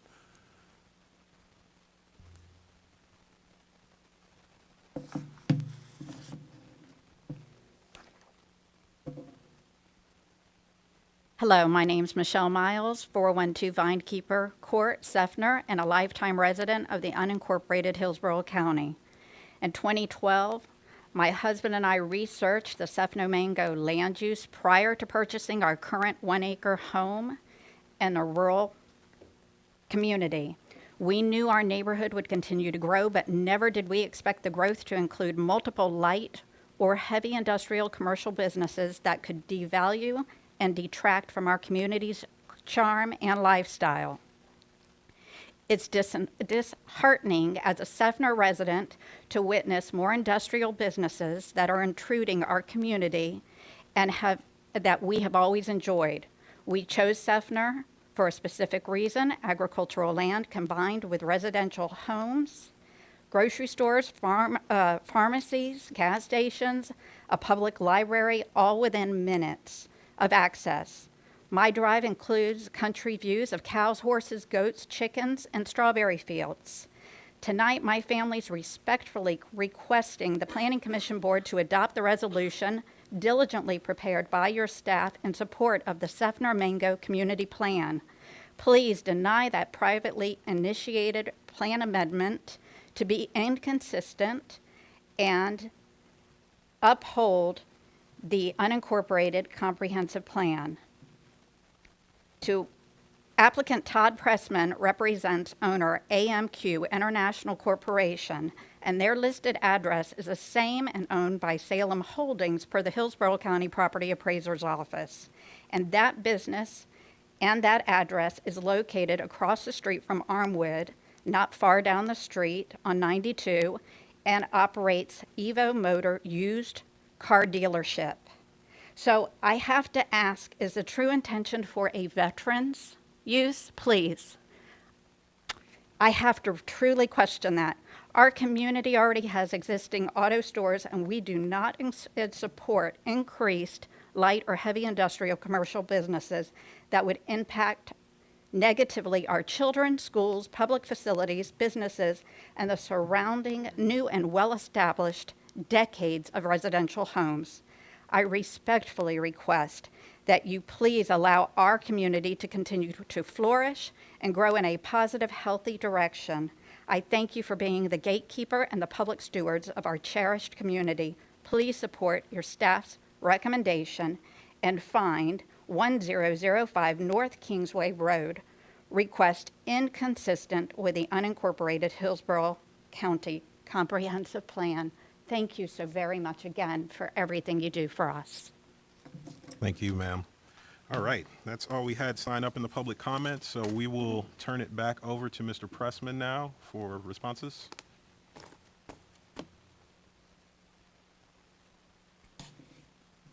Can we go back to this?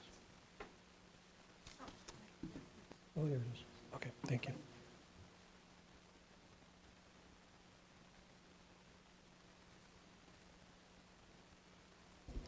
Mr. Chairman, board members, for the record, Todd Pressman again. In one single notice, we sent out approximately 126 notices, and by memory, since 2023, I believe we sent out 3 of these. So we have effectively noticed between 300 to 400 people by public notice and by signs on the property. And I think it's a great showing that only 3 individuals are here tonight. That's a big notice, and believe me, it's a big job getting those out. Now, we've had some friction in the past, and I've not mentioned this evening about a companion rezoning that we have here. but I'm going to have to just mention in very short order, there is a companion rezoning, and a companion rezoning is only specific for either the VA use or rezoning. I won't say anything else. I didn't bring it up. Others brought up zoning, and I have to put that on the record, and I'll stop there. When you look at your comprehensive plan, there are specific directives that are not included in your staff report. Commercial development on US 92. Recognize commercial character of US 92. Recognize commercial character of US 92. Support infill development. Offer incentives for higher land use densities along transit, emphasis local service corridors. Of the entire Cefno Mango area, however many hundreds of acres it is, these specific directives tell you this is where these uses are supposed to go. This is where they belong. And I'll say again, at least in our opinion, that this would be a heck of a lot better than the concerns the fine citizens have spoken about in terms of impacts on their community. And ALF doesn't generate a lot of trips. And there aren't a lot of parties, there aren't a lot of pool parties, there's not a lot of music. It's a great alternative. So again, in regard to what's proposed here and what your comp plan tells you, and what with respect to your staff was not included in the staff report, we appreciate your consideration and your time this evening. Thank you. Thank you, Mr. Pressman. All right, over to our commissioners now for discussions, questions. I see Commissioner Sieben moving. Since it was brought up, and it was kind of glossed over a little bit, what is the companion rezoning for exactly? So, it seems like the existing PD has an allocation for 156,000 square feet. So your future land use change is going to allow for, I don't remember, 300,000 or something like that. But I believe you had said that your applicant only really wanted 200,000. Am I correct? Very simply said, the companion is two parts. One, that the existing CG at 156,000 remains, or this VA facility capped at 200,000 square feet, one or the other. Would your applicant be willing to commit to some deed restrictions to the 200,000 square foot cap and the specific use? The 200,000 is a restriction, it is capped. In other words, under the zoning order, we were very careful and very specific. 200,000 square foot VA, that's what's under the bid by the VA, and that's what is under the rezoning application, capped at 200,000. The only 200,000 square feet permissible would be for the VA. It's either that or the existing CG entitlement that's approved at 156,000, one or the other. Commissioner Sieben, I have to warn you here. Your words, you can't make deals with him on zoning. No. I was just don't go beyond our purview now. Sure. It was just a question. Don't get us in trouble here now. So. I'm just answering questions, Mr. I know. I didn't bring it to you. I brought it to her. So I know you're doing good, Pressman. You've been very respectful. Okay. We got to keep it in our purview. There. Yeah. Did you have any? Well, you kind of, I just was going to remind you all that not only can we not base recommendations based on the zoning, the land use category allows light industrial uses, manufacturing, outdoor storage, commercial intensive uses. It allows up to that square footage of non-residential use, and whether it's this applicant or another, I mean, they can modify their zoning. Additionally, the county attorney would probably say that the county cannot enforce deed restrictions, and so they prefer those not to be a part of proceedings like this. I have to say a point of order, with all due respect. I think that last comment, these are, if we're talking about the same page book, and I'm sorry to be impulsive, but if the companion rezoning was approved and those restrictions are approved, those would be enforceable. And they've been enforceable. Yes, that's different than a deed restriction. I apologize. Thank you. Okay, troublemaker, you got any more questions? Understood. Well, I mean, in summary, I guess we can change the future land use here, but at any time in the future, they can go ahead and change the PD rezoning regardless of what they get it approved for. at Yes, at City there's, Council? there is a process by which they can do minor or major modifications. They do go through additional public hearings with the board, but they, once the land use is changed, anything that is allowed within that land use category can be considered, and it puts the onus, a plan amendment is a legislative action and can be approved or denied on a lot of different grounds, but once it's allowed by the plan, then the zoning action becomes quasi-judicial and has a different standard of review. Okay, so then I guess I do have one follow-up question. It's probably for staff then. So under the existing PD zoning that allows for 156,000 square feet, could they modify that PD zoning to get the 200,000 square feet, or do they need a future land use change in order to get? So the issue, I believe, is that they're kind of capped at the floor area ratio today of their land That use was my category question. is a 0.25. Got it. And that's getting them to about the 150 some square feet. So in order to get more, they need a higher floor area ratio. Understood. Yeah. Thank you. All right, Commissioner Kona. Yeah, so quick question, and this is for Mr. Pressman, I guess. What's the VA involvement? Is it funding of said building or operating said building if it was built? I represent the landowners. The VA has this bid out. They are one of the bidders. And I believe there may have been one cut on it already, but I can't say that for sure. And just for my own clarity, if someone wanted to make this land a PQP, would it have to come from a public entity to request that, or can a private individual do the same? No, there certainly are private properties that are designated PQP, that the quasi-public part of it addresses things like hospitals. Interestingly, Tampa Bay Downs is designated PQP, so there are a variety of different uses. Actually, in the plan update, we added that assisted living facilities could be considered under the PQP utilizing the FAR, and I just can't remember what the FAR we put in there is. Okay, I just wanted to make sure Yeah. I had that clear. All right, any other questions? I saw you moving earlier, Commissioner Surya. Did you give up on your question? Don't give up on it. Okay, you sit next to the lawyer, you're lucky. All right, any other questions, comments, or discussion? Did you have one? Yeah. No, just to add to that, I had a question whether a PD was attached with this application and there's not. So that was already answered while Okay. we were discussing. Cool, all right. Are there any other questions, discussion points from the commissioners? No? Then I will close the public comment on this item and open it up to motions from the commissioners on this item. Commissioner Buzza. Thank you, Mr. Chairman. I'd like to find that we find HCCPA 23-09, 1005 North Kingsway, inconsistent with the Hillsborough County Comprehensive Plan and forward on to the County Commission. All right, Commissioner Bowden? I second that motion. All right, we have a motion of inconsistency by Commissioner Buzza, a second to that motion by Commissioner Bowden. Any comments or questions, statements from the commissioners before we vote? Not seeing any, then we'll all signify their agreement by saying aye. Aye. Aye. Those opposed? Motion carries unanimously. All righty. Next up on our agenda, item 2B, HCCPA 23-15 Comprehensive Plan Text Amendment, Energy Industrial Park Secondary Uses, and the presenter is Melissa Leinhardt. Yes, sir. It is me.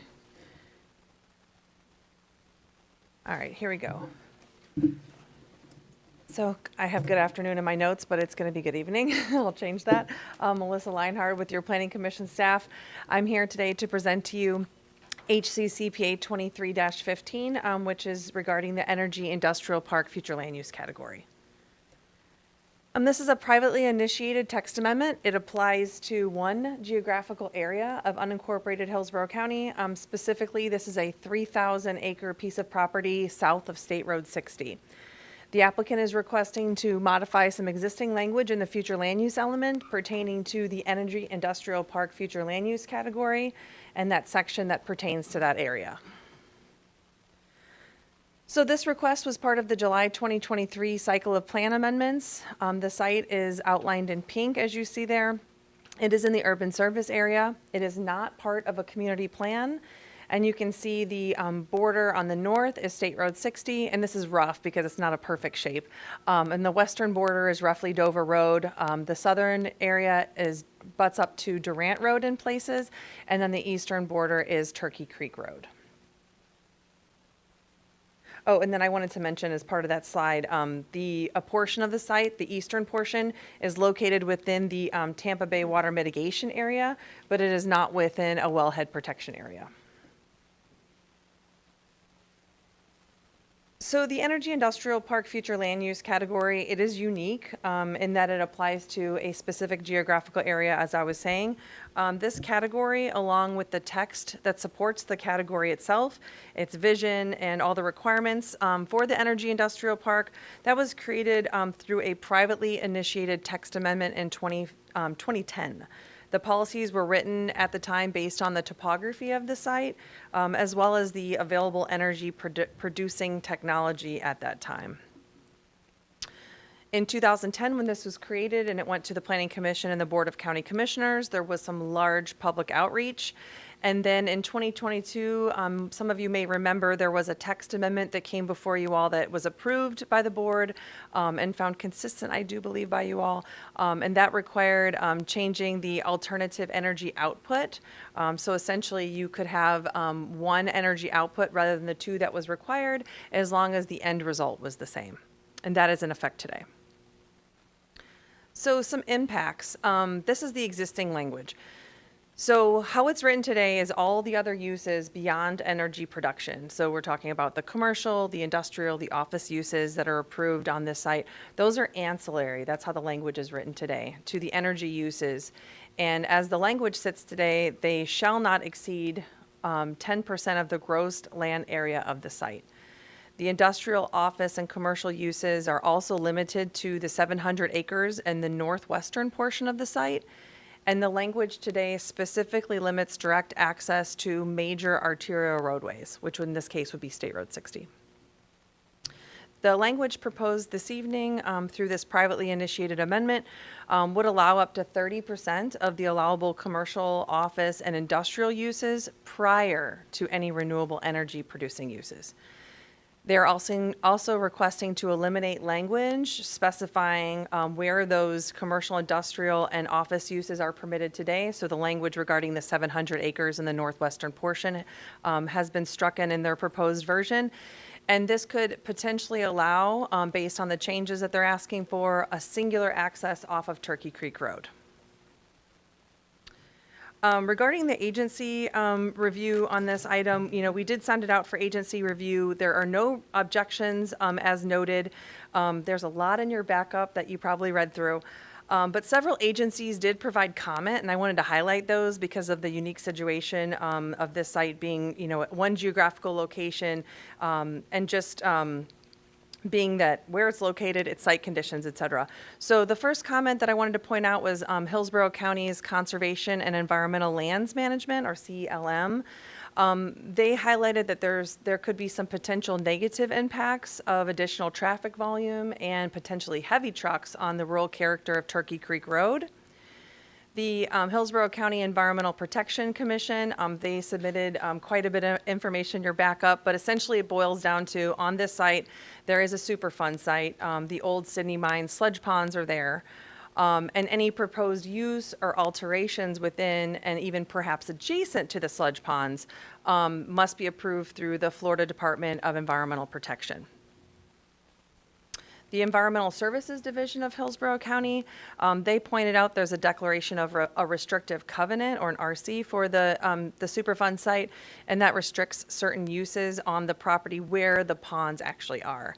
The conditions, they either reduce or eliminate the risk of exposure of the groundwater contaminants to the users of the property. That's its purpose. Then Hillsborough County Community and Infrastructure Planning, they pointed out that additional development could require road widening to a 4-lane divided roadway for Turkey Creek Road, which is currently a 2-lane undivided roadway. Development Services of Hillsborough County, they mentioned that there is currently a planned development zoning that is approved for the property. That's from 2010 when this was originally approved.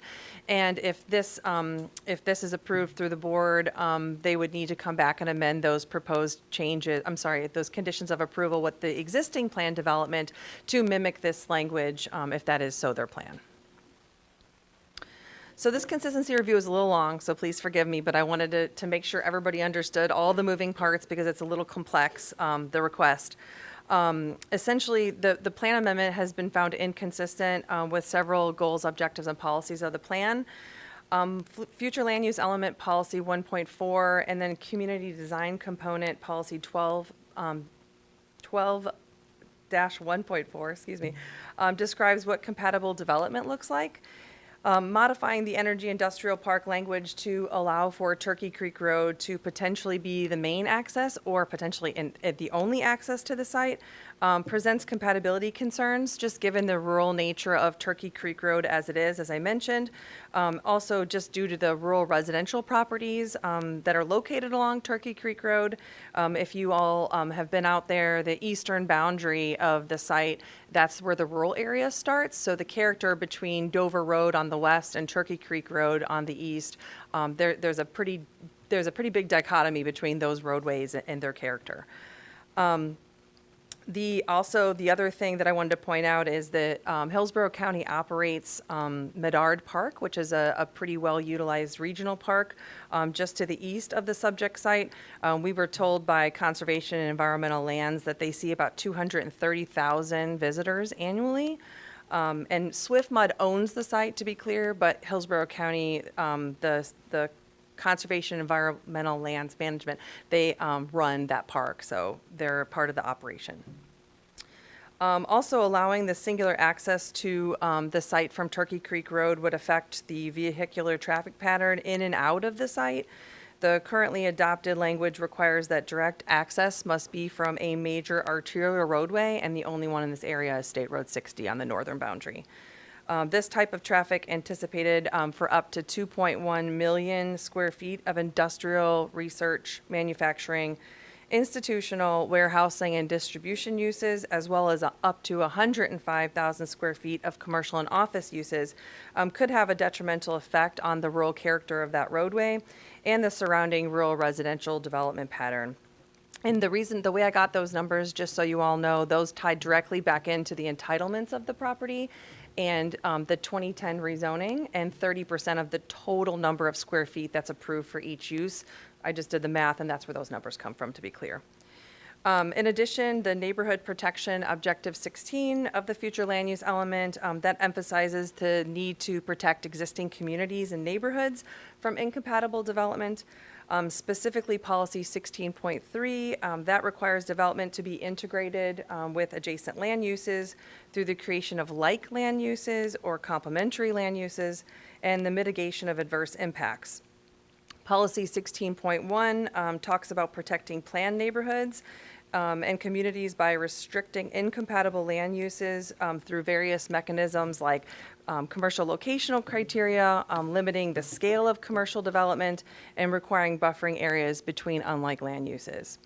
Opening up the potential of Turkey Creek as a main or direct access to the site would allow for more permeability of Turkey Creek Road and also potentially rendering the site incompatible with the development pattern on that eastern boundary. Future Land Use Element Policy 59.3 is part of the adopted policies under the Energy Industrial Park as it's written today. And that focuses on the buffering, the importance on buffering where the effects of lighting, noise, odors, and other such factors would affect adjacent land uses. The currently adopted language limits the direct access to the site from the major arterial roadway, as I mentioned, which is one of the ways the current language helps to mitigate the potential uses of the Energy Industrial Park site. Allowing Turkey Creek Road as potentially the main access, because they're not asking for only Turkey Creek, but they're opening it up for Turkey Creek to be a main access possibility. So we kind of have to look at the whole plethora of possibilities there. As the current language limits the bulk of vehicular activity to State Road 60, the state principal arterial, that's an appropriate location, just given the high impact of the traffic volume on that roadway, and including truck traffic. The applicant is also proposing the deletion of the currently adopted words that would require the energy-producing facilities to be first in the development before any of the other ancillary uses. With current entitlements through the plan development process, and that's rezoning 10-0692, those potential modifications would result in the numbers that I said before, up to 2.1 million square feet of industrial uses and up to 105,000 square feet of commercial and office uses. And those would be able to go in first with this new proposed language, as opposed to now the energy producing uses have to go in first. The adopted language today would also require the, I already said that, I'm sorry. The final change that I wanted to point out is the applicant is proposing to modify the language to remove that restriction in future land use element policy 59.11 that requires those commercial, industrial, and office uses to be in the northwestern portion of the property in those 700 acres. And that is really a compatibility addressing issue. This would allow those uses that are non-energy renewable producing to be located toward the northern part of the site, but it would eliminate the specific location for those uses. So they could go elsewhere, closer to the other single family that are nearby and other housing developments.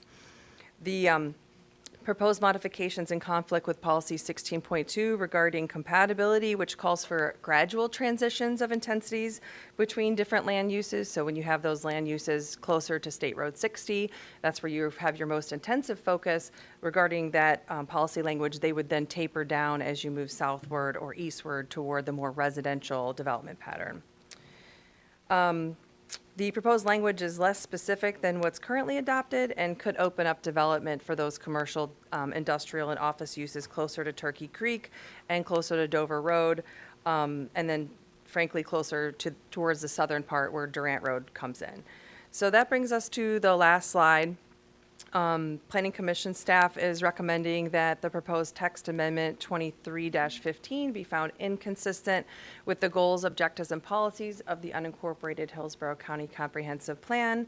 I wanted to mention that this item is scheduled for a transmittal hearing with the Board of County Commissioners on September 17th at 6 p.m. And that concludes my presentation. I'm here for any questions, and I think we might have a few people that want to speak. Thank you. Does the applicant have a presentation? He does. Oh, it's not touchscreen, sorry. Yeah, do you know where it is? Yeah, EIP. This one? Second one down,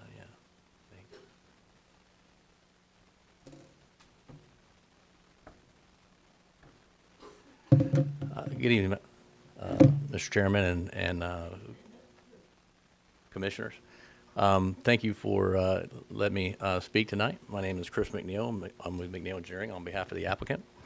I'm going to give a little bit of background, and then I would like to talk to several of the things that I think might be of misunderstanding and based on this report.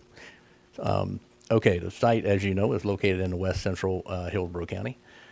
This is the only EIP area in all of the county. It's the only one. There is no other land use that's EIP, and so uniquely this EIP text language is written specifically for this property, as you're probably aware. In the tail end of it, has site-specific conditions that are located just to this. So there's actually no other site in the county that this would apply to or could apply to the way it's currently written. The site is located within the urban service area.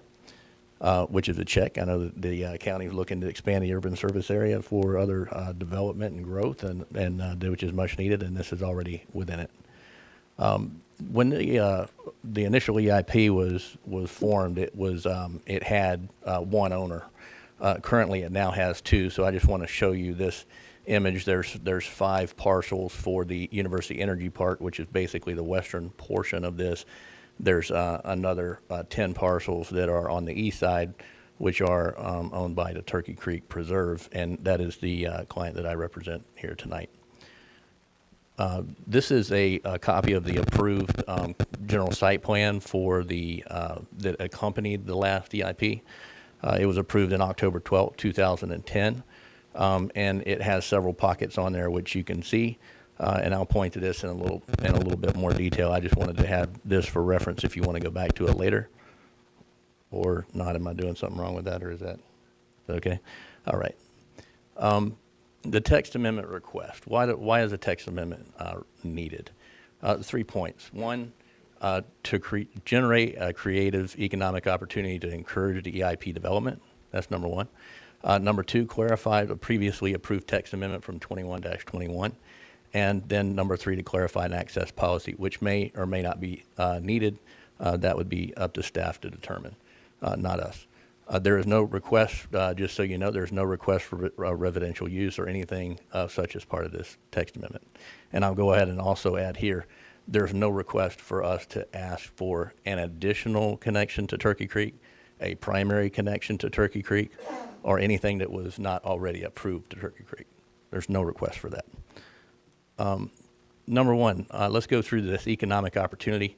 Policy 5913 and 5914 require that renewable energy producing facilities, as defined in the PD conditions, are to be constructed and ready to operate in accordance with Hillsborough County permits before a building certificate of occupancy can be issued for any non-renewable energy use.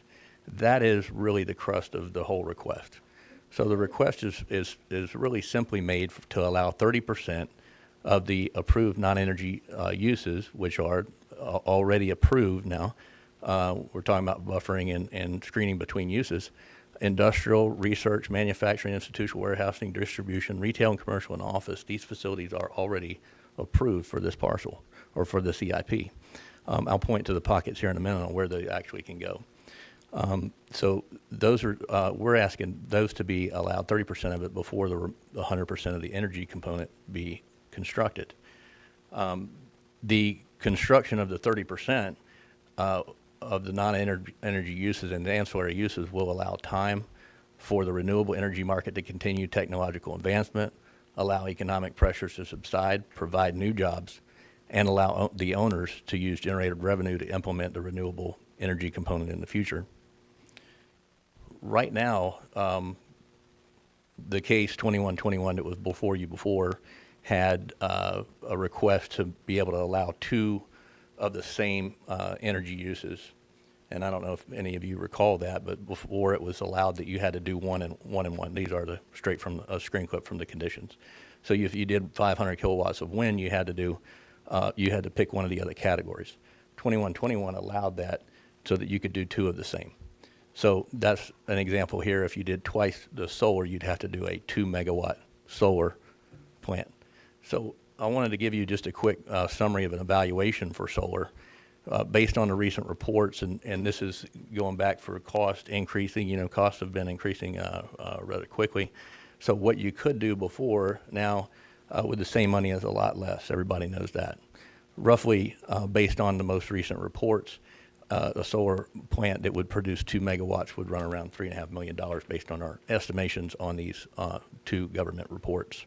And those have been provided in the record for reference. Turkey Creek's preserved commitment is not to not do energy, but to incorporate energy within what the development is. So they've basically gone on record and have committed to require renewable energy with any development within the EIP. For example, there's a growing trend to incorporate rooftop solar on warehouses. This allows for efficient and responsible use of one of our most valuable resources in Hillsborough County and everywhere, really, and that's land. And so while we're producing renewable energy, we can also have them as a joint use and joint efficient use.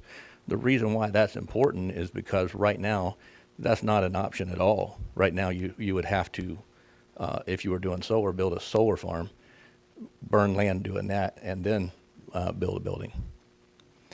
So I mentioned a few minutes ago, there's a site-specific policy at the end of the text. And as part of the economic opportunity, the applicant is we're just, requesting consideration of the text to allow the option to allow the retail and commercial and office east of Turkey Creek. Currently, right now, it's limited to west of Turkey Creek, the creek itself, and I'll point to where that is. as well as the option to construct industrial residential, or excuse me, not residential, industrial research, manufacturing, institutional warehouse, all the things that are also allowed in the other areas of the EIP, those specific areas of the EIP in another buildable area. So amendments to 5911 points to this request. Okay, let me break this down a little bit more. So I mentioned the east half is the Turkey Creek Preserve side, west half is the University Energy Park side. This gives you a better picture. The highlighted areas that I'm showing on there in purple on the Turkey Creek side are the estimated limits of developable area. So that gives you an idea of what's developable. The rest is some other use that would be building or thought of as being building. At this point, it'd be some other use, ag or otherwise, as it currently is functioning as a cattle farm. So this is a companion zoning plan that goes along with the this request. We've specifically requested that be done in companion, and it was approved. I don't know why that approved date, October 12th, is on there. That's a mistake on my part. It's not. This is not approved. This is the one that's currently in review. And in fact, this one hasn't been resubmitted yet. This is the latest and greatest plan. But I point this up as a revision for you just to be able to see that whatever request that is here today also accompanies with this rezoning plan simultaneously. So they go hand in hand. Okay, these are the approved areas currently. Pocket B on the University Energy Park side and Pocket C on the Turkey Creek side. These are the areas that are approved for the non-renewable energy uses today. Already approved today. Not asking for any more density, not asking for any other land uses. They're already approved today. This is the area that we would like to have the option to build them in G and H. Not any additional square footage. Again, just the option to be able to do that based on the buildable area. Now, I heard it mentioned that this was a lot closer to the residential areas. I don't think there's any residential area really to speak of. The only thing I'm really aware of that I know about is the park across the street, and which directly across H1 is and G in that same area is a retired Hillsborough County landfill. Item 2, so we talked about the economic part. Number 2, the previous text amendment here, 2121, that I mentioned, policy 5914 was revised to allow what I just mentioned in summary, but construct either 2 renewable energy producing facilities with the stated production outputs or double the production output stated before. So this is just a request to clean that up. 59.1.3 is this basically the same thing for these other uses. It should be allowed to have the same opportunity. I think it just got missed probably in the previous one, is my guess. Okay, number 3, the access policy. Policy 58.1 also referenced the EIP to be adjacent to and with direct access to a major arterial. And in 59.3.3 states that direct access shall be required to major arterial roadway. Nothing's changed with that. 60 is the major arterial connections, which I'll show you here in just a second, were planned to that, and also Turkey Creek throughout the EIP when it was formed, and with the accompanying rezoning plan that, again, is already approved. So the initial modification that we had added to that to make sure, just in case that was something if staff wanted to look at, if it was a cleanup item, was to add and/or collector. When we met with the neighborhood in the neighborhood meetings, they asked us, they were concerned about connections to Dover Durant. So we told them we would put in Turkey Creek, and that's what we did. So that's the way it's mentioned that way. But again, if that's not needed, then that's okay with us. These are the driveway connections that are approved currently. So there's 8 of them. There's 5 on 60. You can see there, A, B, C, D, E. And then there's 3 on Turkey Creek, F, G, and H. There also, there's a screen clip of the approved traffic analysis there in the top right. So you can see major arterial on 60, collector on Turkey Creek. All those drives are there and highlighted for your reference. The blue are trips entering those driveways, and the green are trips exiting driveways.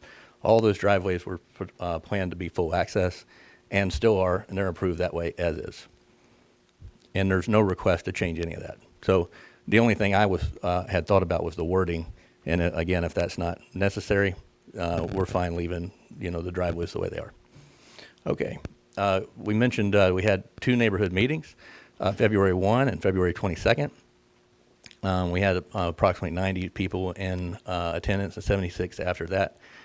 We had representation of the owner and transportation accessibility discussions, environmental discussions, land use discussions, all of which you've heard a little bit about. I would like to, before I get into this summary, I would like to mention a couple of things that I heard from the staff report that I made note of.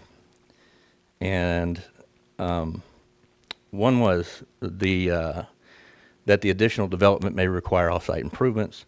That's understood. There's zoning conditions that speak to that currently that are already approved.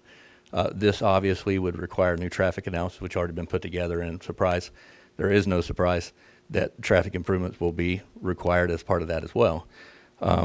So there, again, another bullet point here, there is no request for any additional creek connection to Durkee Creek, not primary, not otherwise.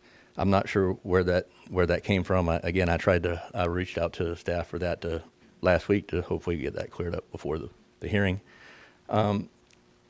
Environmental concerns for whether it's if there's a Superfund site or whether it's BMP practices for stormwater discharge. You guys know we have to go through all environmental review procedures and processes. Nothing gets approved without SwiftMud saying yes or anybody else that's involved. A couple notes about the objectives. Objective 12, 12.1, and 12.1.4 predominate the character. Again, these are approved uses. We're not asking for additional uses. So when we're talking about transitional stuff and how it might transition to the adjacent, these are approved uses. With the one exception of that, we're talking about the location of the option to be able to do those 2 things on Turkey Creek. Again, those are pretty minor uses relative to what's already been approved. In our opinion, they don't smell, they don't have any kind of the other odors, are not nearly as offensive. And again, we'll show you some more about the opposition later. Okay, objective 16.1. I know my time's short. 16.1, 16.2, 3, and 5. Again, already approved uses. The buffers are provided on the approved zoning plan, and they would be required as part of that process as well. And then 59.1 and 3, 59.3 and 59.11. There was a reference about allowing the 2.1 million square feet of energy uses or square footage prior to the energy uses. I'm not sure where that number is coming from. The number that we've seen is there's 700. There's 700 acres, and then we're asking for 30% of that. So you're talking about 7% of the overall land use of the EIP. Pretty minor relative to that, and it's less than 3% for the Turkey Creek side, which again, not near residential, but a landfill. Okay, I guess I have to wait. You're gonna have to ask. Yep, I'm gonna have to ask you to wrap it up. Yes, I've got 2 more things to say if it's okay. Say them quickly. Yes, sir. Again, for comparison, excuse me. Actually, let me just say that for later. I don't want to. Okay. I don't want to. Yeah. All right. We had a lot of people sign up for the public comment on this one, so I'm going to remind everyone again, 3 minutes per person. All right. Let's be respectful to each other. And we will start off with, or maybe we should start off online because we got less people online. So, okay. All right. Online we have, let's start with Bruce Pirtle. Is Bruce Pirtle online? Yes, I am. Good evening. Good evening. Please go ahead. You have 3 minutes. Hi. Well, this hasn't touched on a lot of the concerns of the residents of the area, to where we're hearing upwards of 1,900 residential sites being allowed to the southern portion of this site. We have concerns about traffic on Durant Road, which is already just a nightmare as is. passages allowed from the south onto Durant. There was talk of berms being removed on this site, which, you know, there are fears and concerns with the residents of this area to the south of the site for potential flooding issues or problems, you know, related to that. And I've not heard anything mentioned about that. I know they're more concerned with the energy, renewable energy industrial park to the north and the northwest and now Turkey Creek Road.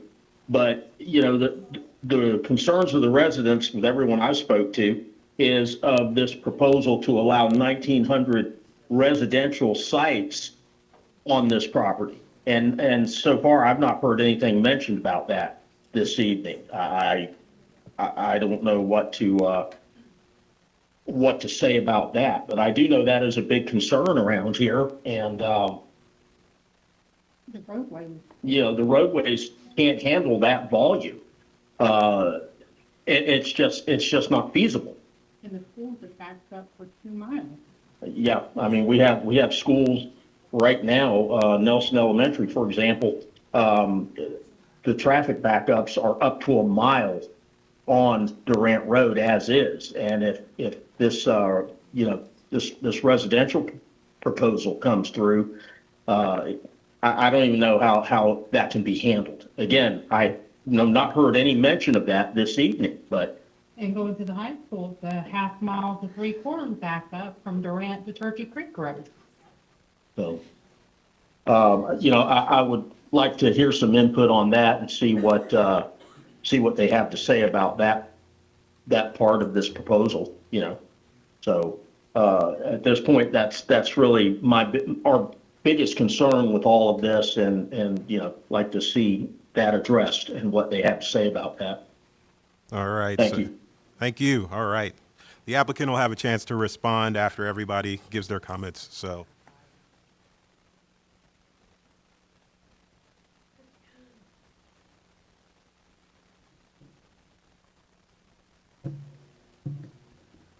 Okay, if you want to, go ahead. Yeah, make a statement. Oh, sure. I just wanted to make it clear that this plan amendment is just for what Ms. Leinhardt and the applicant have described. There is another plan amendment that has been filed for a second change to the energy industrial park that will be heard sometime later in the fall that does ask for residential development, but that is not what this application is. Just want to make that clear for any future speakers. And if I may add, just for the record, the number for the residential component that is not being considered tonight is 24-06. So this one is 23-15. They're completely separate requests, but I just wanted to point that out in case you were following it. But it is coming, folks. It is coming. Do know that. All righty, we're going to keep it going with our virtual people here. And next up on our list is Bruce Ponte. Bruce Ponte on the line. Good evening. Can you hear me? Yes, please, go ahead. You have 3 minutes. Okay. My name is Bruce Ponte. I'm a 24-and-a-half-year Air Force combat veteran, and my wife is a nurse. So we understand a little bit about public service in Cypher Place.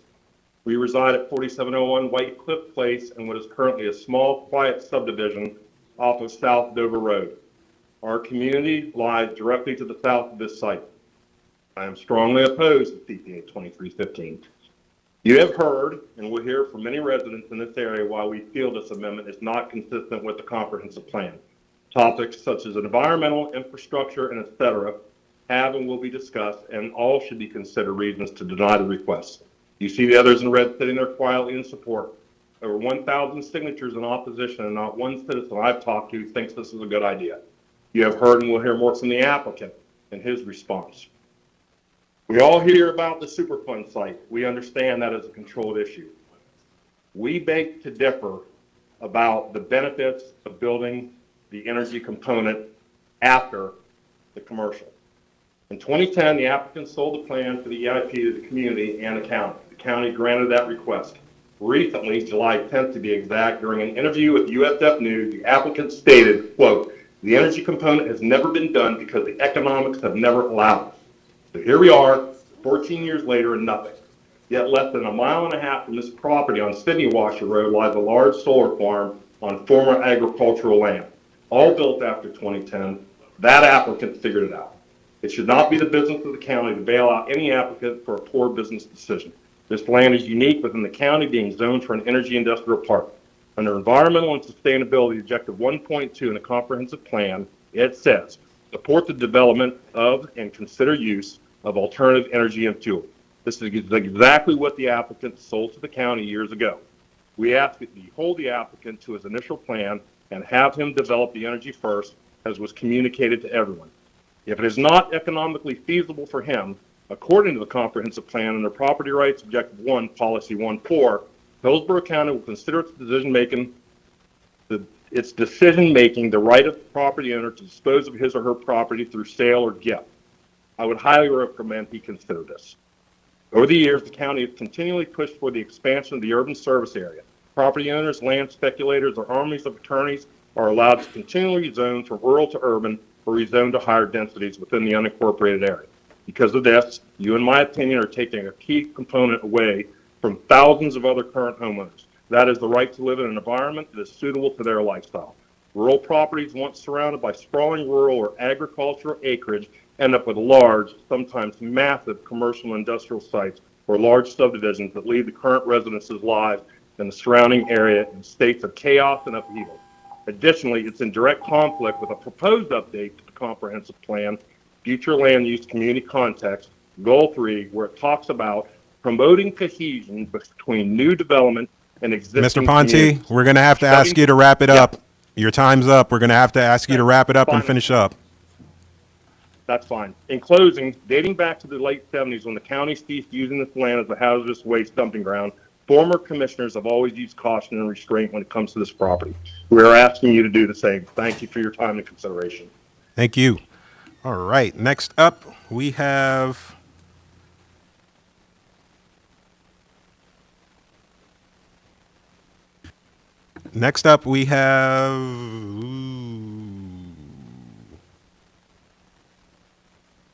no, I'm going to call Debbie Holiday. Can you hear me? Yes, please, go ahead. Oh, okay, great. Thank you. First of all, thank you so much for taking the time to hear what I have to say today about the text amendment CPA 2315. In 2010, the county approved the building of an energy plant on the 3,000 acres, as you are aware, in Dover, Florida.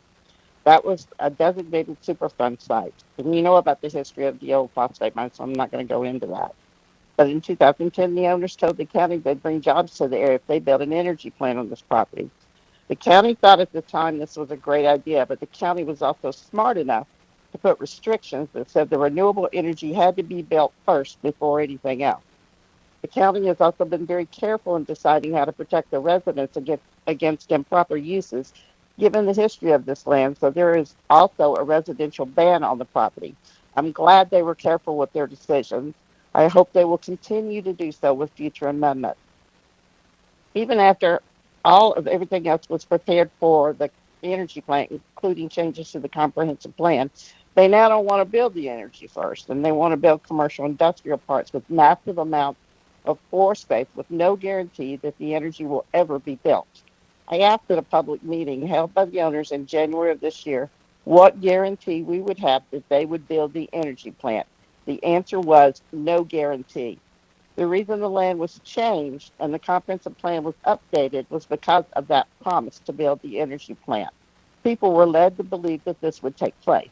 But for 14 years, the county and the residents have been waiting for what was promised. All the owners have done during that time was to continue to request fewer and fewer restrictions on the land. They have also stated that just one of the renewable energy sources, solar, which Bruce mentioned before, is not cost effective. But again, Bruce also said that not far from the site, there are 2 solar fields that have already been built. In fact, I have seen several solar farms around Hillsborough County. In addition to not wanting to do the energy first, they've requested the road changes. The road they were told to use is Highway 60, a main arterial road. Now they want to change that too. Now they want to add the two collector roads on Turkey Creek and Dover Road. Both roads are two-lane roads and have a lot of traffic already, especially during the school year. These roads are not equipped to handle the weight of the large, heavy trucks. Recently, it was discovered there are chemicals from the old phosphate mine and dumping ground in the soil that could be dangerous to our water supply. During the building process, there's a large concern that moving the soil around could drive these chemicals further down into the ground toward our Florida aquifer.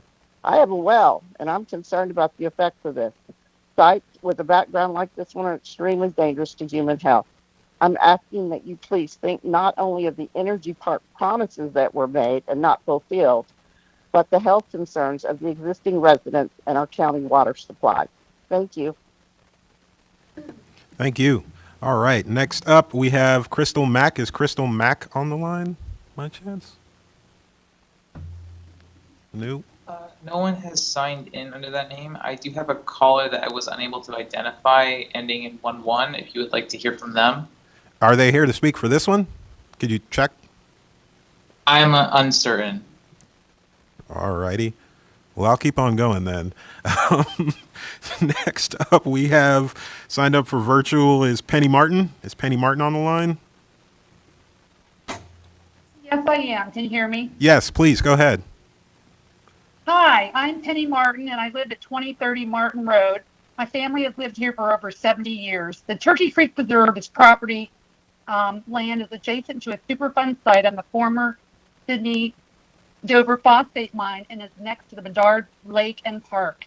As you know, this former mine also contains a Superfund site that is on the national priorities list for toxic sites. Keep that in mind. I'm here tonight as I'm asking for your support to deny the request for Text Amendment 2315 and find it inconsistent. I have competent, substantial evidence from the future land use document that proposes change of the text amendment is not consistent with our county plan. You also have all the details in a package that has been submitted to you. In my review, I found over 15 consistencies, but I'm just going to touch on a couple right now. Noted on page 1 under the growth management control, it talks in detail about what that means, but it talks about minimizing the threat to health, safety, and welfare posed by hazards, incompatible land uses, and so forth. The Turkey Creek Preserve is adjacent to this EIP property and poses health concerns related to our drinking water, soil, and air quality as a result of disturbing the land on and around this former phosphate mine. These safety issues related to these forever chemicals are present out there. Soil and water testing is imperative right now. On page 4, it talks about the timing of growth and managing the development based on infrastructure, transportation, and other public services. There are no plans to add or change our infrastructure. No roads, no schools.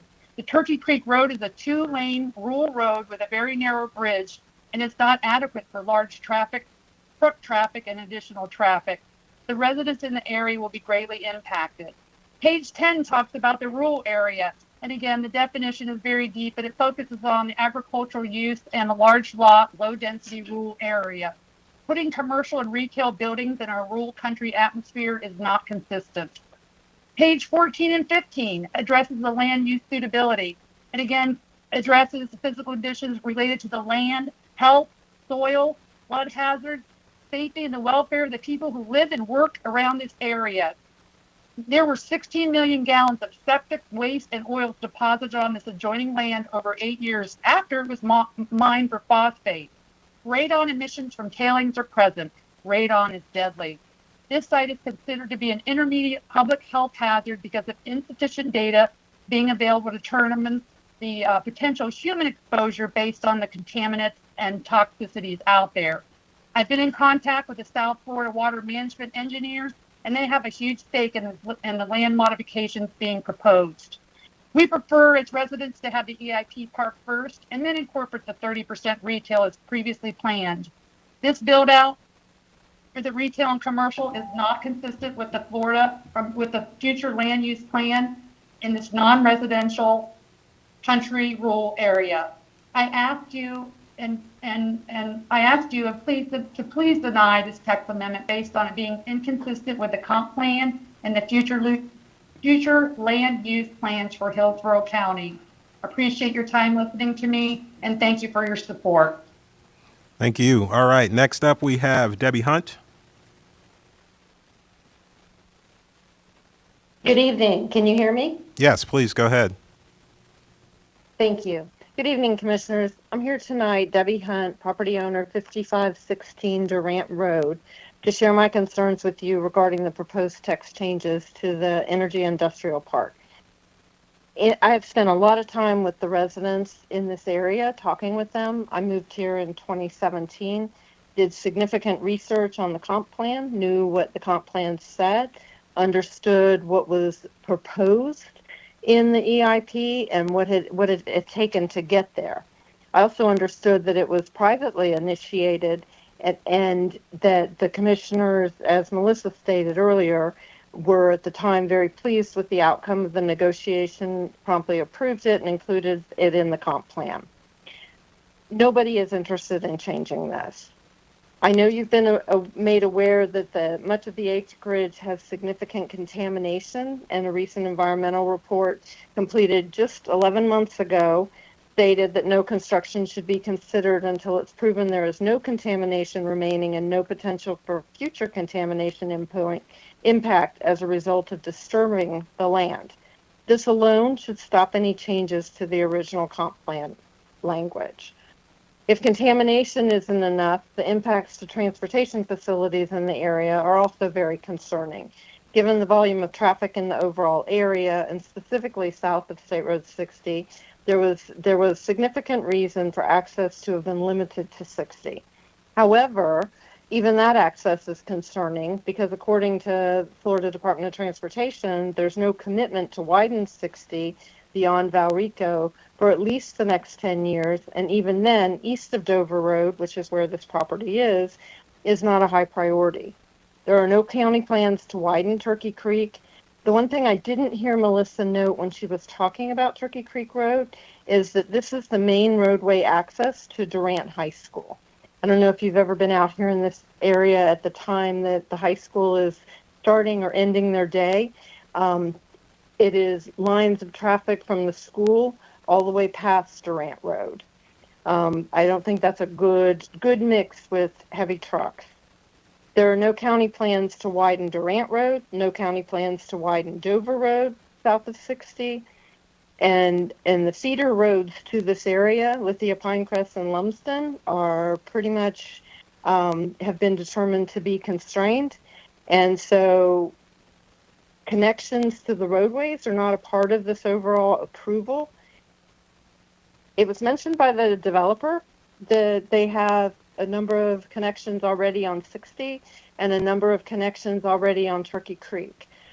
I do not believe those connections are a part of the project approval process, and they will have to go back and have those approved consistent with their plans for development. So they continue to state that. Ma'am. They stated it in their meetings. Miss Hunt, Yes, sir? we're going to have to ask you to wrap up. You're out of time. That beep sound was your 3 minutes. So could you please wrap up your comments in respect to the next person? Absolutely. I didn't hear the beep. I'm sorry. I just think that please hear our concerns, take appropriate action, be strong and courageous, and support your staff and deny this text amendment as the language is not consistent with our county comp plan. Thank you very much for your time. Thank you. All right. Next up, we have Renee Madison. Hi, can I please go after the next two people? I am not in a place where I can speak at this moment. Okay, I'll circle back to you. All right. That was all we had. Well, let me try this one name, Kiana Steyer. Kiana Steyer, virtually. There's a Kiana Steyer on there. No. All right. So Mr. Chair. Pardon me? We have, Mr. Chair, this is Dan with HTV. We have a caller that called in. We haven't identified them yet. If you don't mind, can I just identify them real quick to make sure that is not the person you just called? Yes. Caller with the last two digits, 11. Can you please identify yourself? Hello, caller with the last two digits, 11. Can you please identify yourself? All right, Mr. Chair, they are not responding. All right. We'll move on then. All right. That's all we had for virtual, and we'll, like I said, circle back to Renee in a second here. So we will go to our in-person individuals who signed up for comments, and we will start off with William Ballins.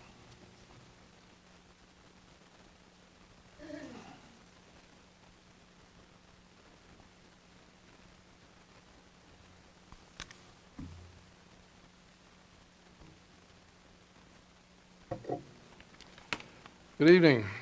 Thanks, Council, for giving me a chance to speak to you tonight.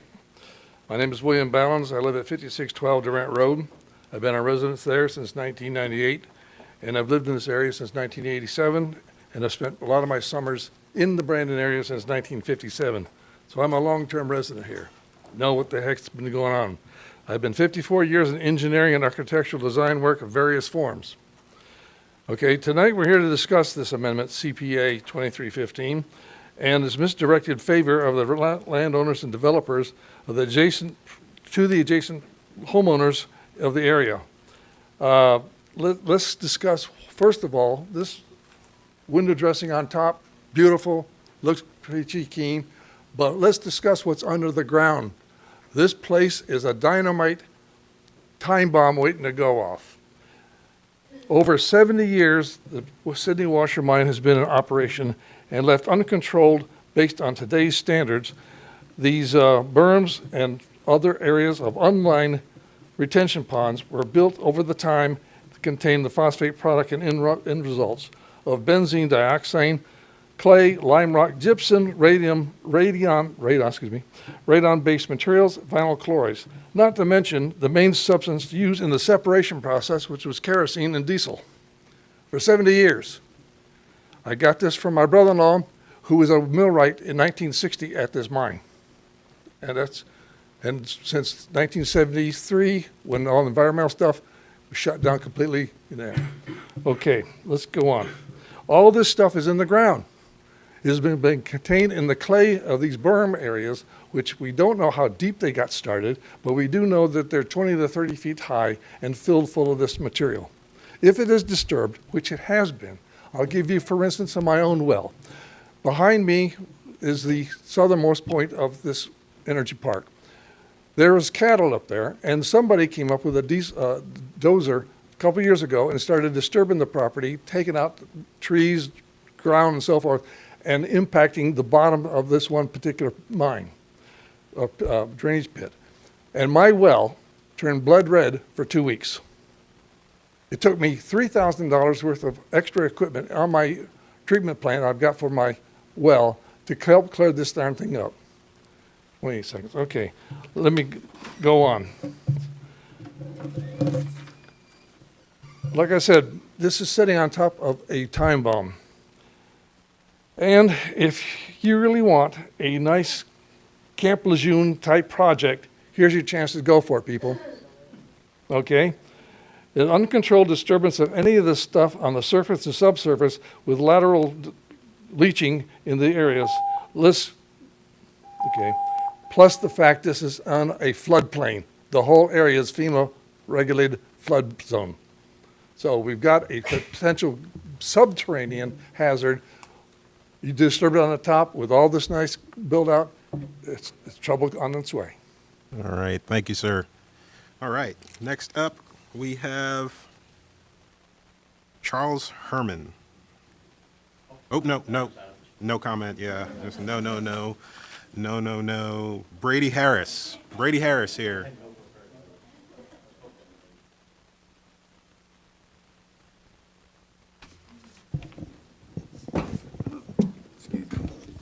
Good evening.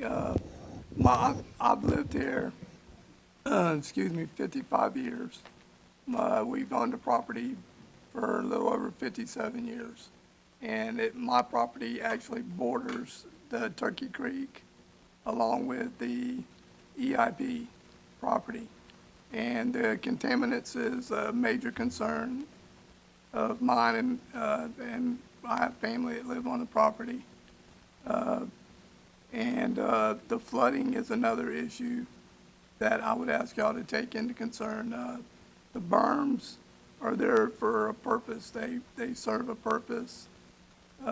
even with the flooding issues, and even even with the new subdivisions that are being built up and down Durant Road, we've noticed a little bit more issues with water, flooding issues, water coming up in the pasture. I have 2 ditches that flow through my pasture, which my grandkids were floating out in a swimming pool, a blow-up swimming pool. This last tropical storm Debbie that passed, and that's how much water rose up in my pasture. If it wasn't for the ditches, and we'd had a a major problem. So that's and the contaminants is like the gentleman said earlier, that's a ticking time bomb, just waiting to happen. And other than that, I appreciate your time, and I would ask you to go along with the planning staff and find this inconsistent. Thank you. Thank you. All right. Next up, we have Susie Watts.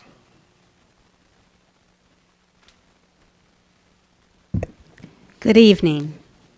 Thank you for allowing me to speak. I'm Susie Watts. I'm president of Bloomingdale Neighborhood Association. I represent 5,300 homes and 23,000 people. We've had several meetings where we've discussed this at our monthly board meetings. Overall, no one supports it, not even a single person in these meetings. Our current infrastructure in eastern Hillsborough County is failing. We cannot support more dense infrastructure or more dense development, such as moving from the 10% to the 30%. Emergency services in Bloomingdale can be greater than 6 minutes to respond. 6 minutes is a national standard for health. Longer than 6 minutes, people die. There are 3 schools between Turkey Creek and Dover Roads that cause backups Monday through Friday, twice a day. Lithia Pinecrest is the major north-south road there near this, and it is a failed road due to capacity. A major east-west road close to this would be Bloomingdale, and that is also a failed road due to capacity. The Hillsborough Comprehensive Plan says everything should go on major roads because maybe we'll get rid of cars and have more transit and all that. We should concentrate. So that means it should be on 60, all development. So what I'm asking is for Hillsborough County to honor their promise to take care of me and my neighbors. And I would like the developers to honor their promise to do the energy park first and only 10% of other development. Thank you for your time. Thank you. All right. Next up, we have Yvette Neiman.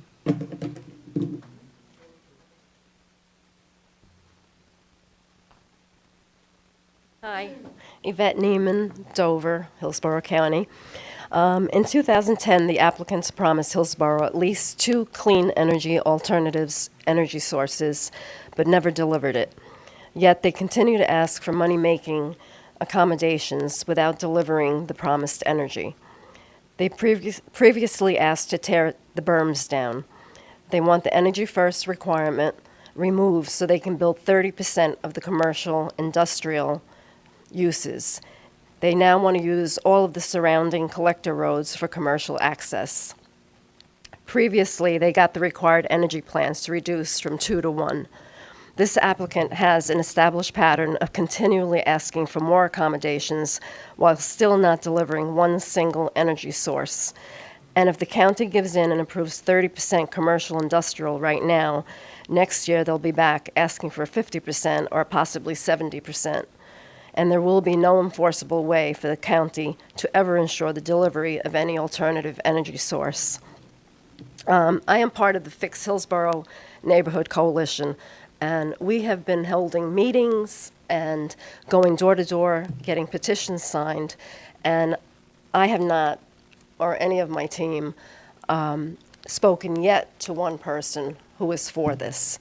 And I want everyone to stand up that is against this, and you'll see mostly in red, but this is only a small amount and the people virtually, of everyone we've spoken to is against it. So it gives you an idea of what's going on here. Thank you for your time. Thank you. All right. Next up, we have George Neiman.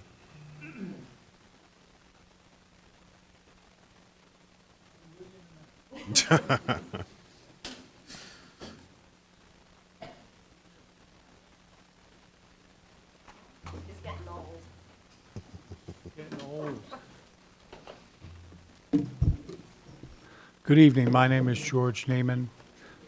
I'm one of the participants in the Fix Hillsborough Neighborhood Coalition, which we formed when they started filing for these amendments. And our Neighborhood Coalition reviewed 2315 to see if it was consistent with the worthwhile goals, objectives, and policies of our current comprehensive plan. We found numerous inconsistencies apart from what the staff has found as inconsistent. So if you put all of these together, it's pretty impressive, I think, as far as being inconsistent. And my colleagues who are on the phone, they're part of our team. I'm really proud of them because they put it together nicely. I'm struggling with this, but I appreciate their help. So we went to all the applicant-hosted meetings. In addition, we held our own town hall meetings to get feedback from the public. I can safely say that our local community is overwhelmingly opposed to any changes to this plan. We collected over 1,000 signed petitions. This demonstrates our community's resolve in opposing this plan amendment. And I'm going to show you them because you may think I'm just saying it.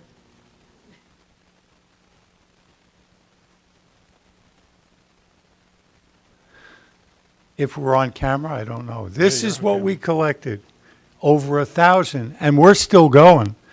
Our petition gathering is going, by the time we do the BOCC meeting, maybe we'll have 2,000. I bet you've never seen that many signed petitions before.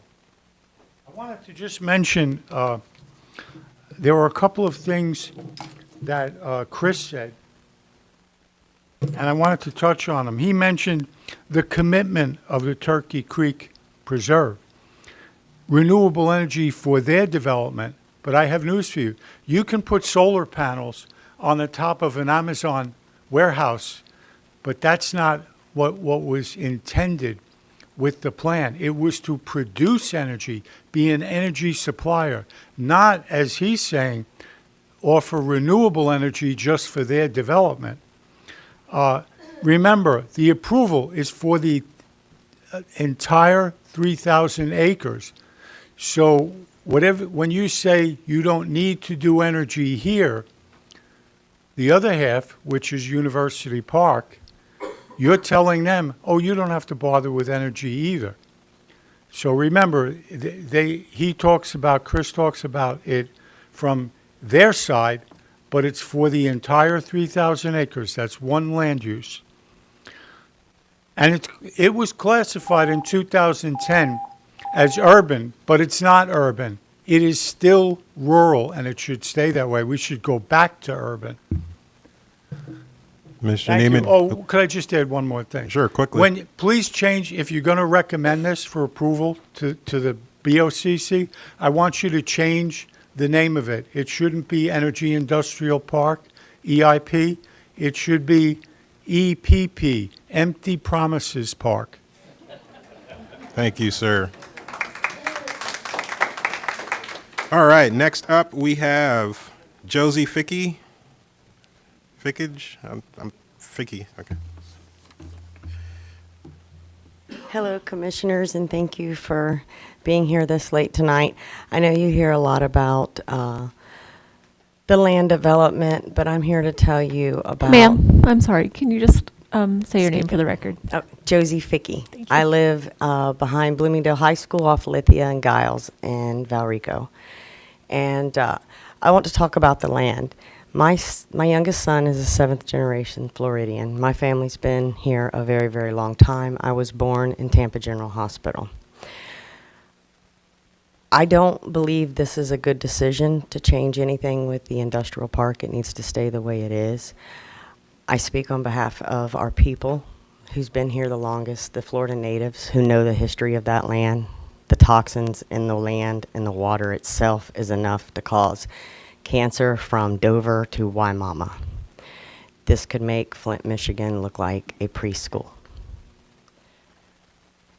There's several chemicals in that land that has caused livestock to die in surrounding areas and rural farmland. Miscarriages in women have been linked back to chemicals found on that property less than 11 months ago. We can't even get them to come out and test our water at the county unless we live only a half a mile from that place, but yet people's had their wells and their water tested. It's horrible what could be done to our citizens and residents. And I'm just wondering who's going to be accountable for this decision. Is it going to be that land developer that's going to be accountable and responsible for the cancers in our children? Is it going to be this board? Is it going to be the county? Because there's 1,000 Aaron Brockoviches out there just waiting for this. This is our children. This is our future. This is not big plays for big players from other states. And while we're talking about the Board of County Commissioners, I want you to know that one of those property owners had a campaign kickoff for our newly appointed board member this weekend. So I feel like there's a conflict of interest already involving this energy park and our Board of County Commissioners. And you can ask Christine Miller that, or you can look on her Facebook page and see where the owner of that property threw her a private party this weekend at her residence. With that, I want to say thank you, and please keep the safety of our future, of our children, and the future of our land and water in mind when you make this decision. And remember the backdoor deals that your Board of County Commissioners are doing. Thank you. Thank you. Next up, we have Matt Taylor.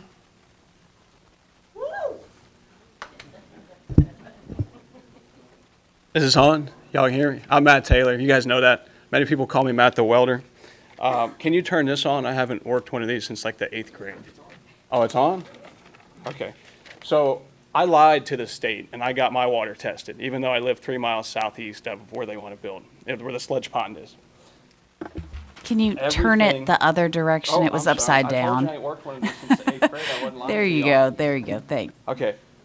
This was tested in June. The pollution from the Sydney sludge pond is 3 miles southeast in my well. Mainly when you look, you see 1,4-dioxane. 1,4-dioxane is a synthetic chemical. It's not found in nature. It is found at the Sydney sludge pond. The applicants have lied to the public. They've lied to all of us in this room.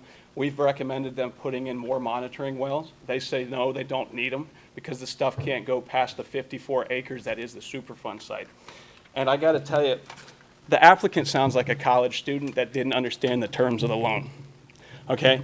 They knew that they needed to put green energy in first. It's not our fault there's no Solyndra-type deals out there anymore for them to get a subsidy. That's gonna negatively affect our quality of life, not theirs. That little lake that he told you right there, that 700-acre lake where they wanted to put the driveways, that's the #1 spot for where cars get in a wreck when the school lets in. You know what he didn't tell you what's on that road is the number of tractors that go up and down the road. Big ones, 100 horsepower, take up the whole road. You can't see around them. They didn't count that in their thing.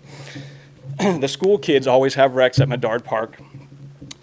The applicant's environmental consultants have looked me in the face and lied to me. They haven't done any testing as far as the radiation associated with the phosphate industry that took place there. They haven't been out there with a Geiger meter. They told me that. And in fact, his direct words were, there is no radioactive material associated with phosphate mining. If that was true, there wouldn't be a uranium extraction facility in the Riverview plant back in 1950.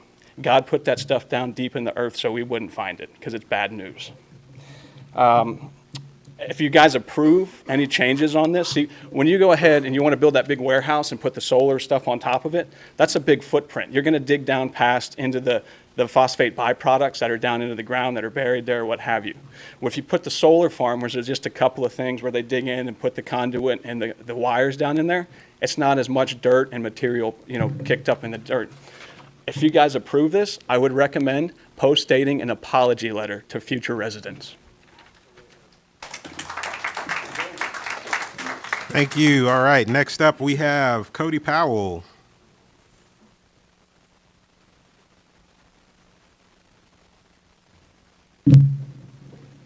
All right. Thank you, Mr. Chair. It's a little weird being on this side of the diocese. So I ask for a little grace here.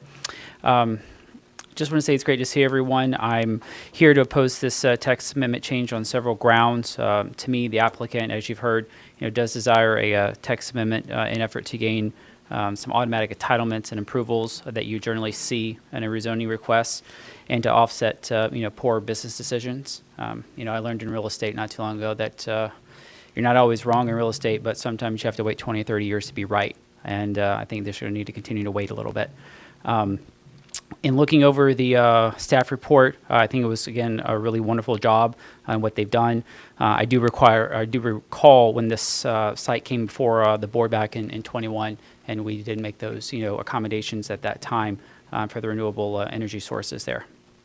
The things that I wanted to point out today that I did not hear any of the public, speak to, like specific policy. I just want to make sure that that's read into the record from public testimony, so that way that's there for the BOCC to fall back on should they choose to. Some of those things are going to be, number one, violates Objective 1 of the FLU, and that new development should be directed into the urban surface area. However, it's also required to demonstrate compatibility within the surrounding area per policy 1.4. This proposed change does not do that. Number two, the requirement undermines the intent of Objective 16 and Policies 16.1, 16.2, 16.3, 16.5, and 16.8.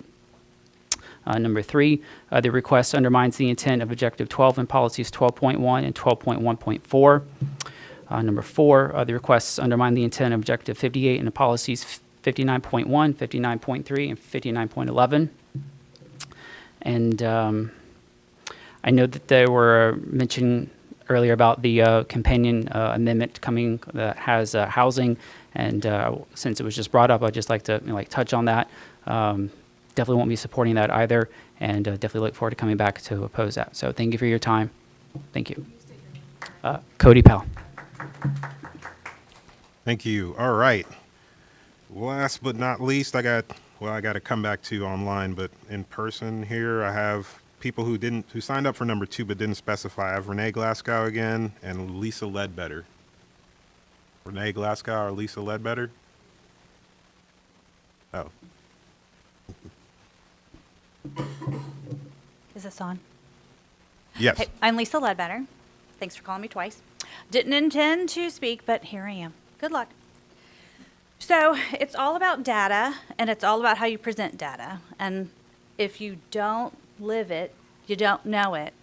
I have been a resident of Valrico since 1973. And I can honestly tell you, driving those roadways, Turkey Creek is 2-lane. You got Durant Road. There's only 2 ways to get to Durant High School, Turkey Creek or Durant. And your map didn't quite show, although your little diagonal road was Durant, so it will be impacted. You have Nelson Elementary, Buckhorn Elementary, Mulrennan Middle School, all on Durant Road. So it will be impacted greatly. Just a couple things. And there is residential there. You just couldn't see it on your map because you just didn't blow it up. Yeah, well, and then the solar farms, although it is an energy plan, I always have to ask, is it truly needed, and how does it benefit the residents? Because there are 2 other solar farms I think I heard in discussion, Sydney Washer Road, and there's another one down E60, and I don't know about you, but my energy bill has not been lowered. So I did hear from my fellow residents. There is a significant conflict, and most reports are inconsistent with the plan and objectives and policies. So it's supposed to be about we the people. We chose to live rural. Please listen to us. Thank you. Thank you. All right.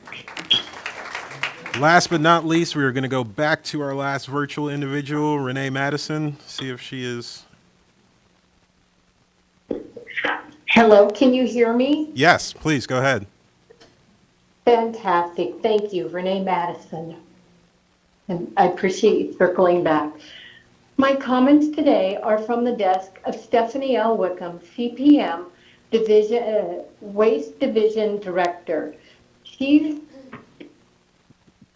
was asked by County Commissioner Cepeda to look into emerging contaminant 1,4-dioxane, the health concerns, and environmental studies regarding text amendment change CPA 2315.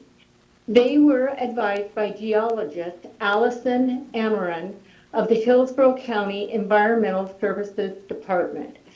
The Florida GCTL for 1,4-dioxane is 3.2 microgram per liter. 25 of the 31 monitored well sites exceed the Florida GCTL. The 1,4-dioxane plume is not delineated vertically or laterally, but is concentrated in the Bone Valley monitoring zone, which is 40 to 83 feet below surface. Surficial groundwater, known as the spoil road zone, is 25 to 40 feet deep, is contaminated with 112 to 171 UGL 1,4-dioxane. This is 35 to 55 times the level considered safe for human health. The Bone Valley Aquifer, 41 to 83 feet below land surface, monitored concentration 5 to 463 UGL, that is as much as 145 times what is considered safe for human health.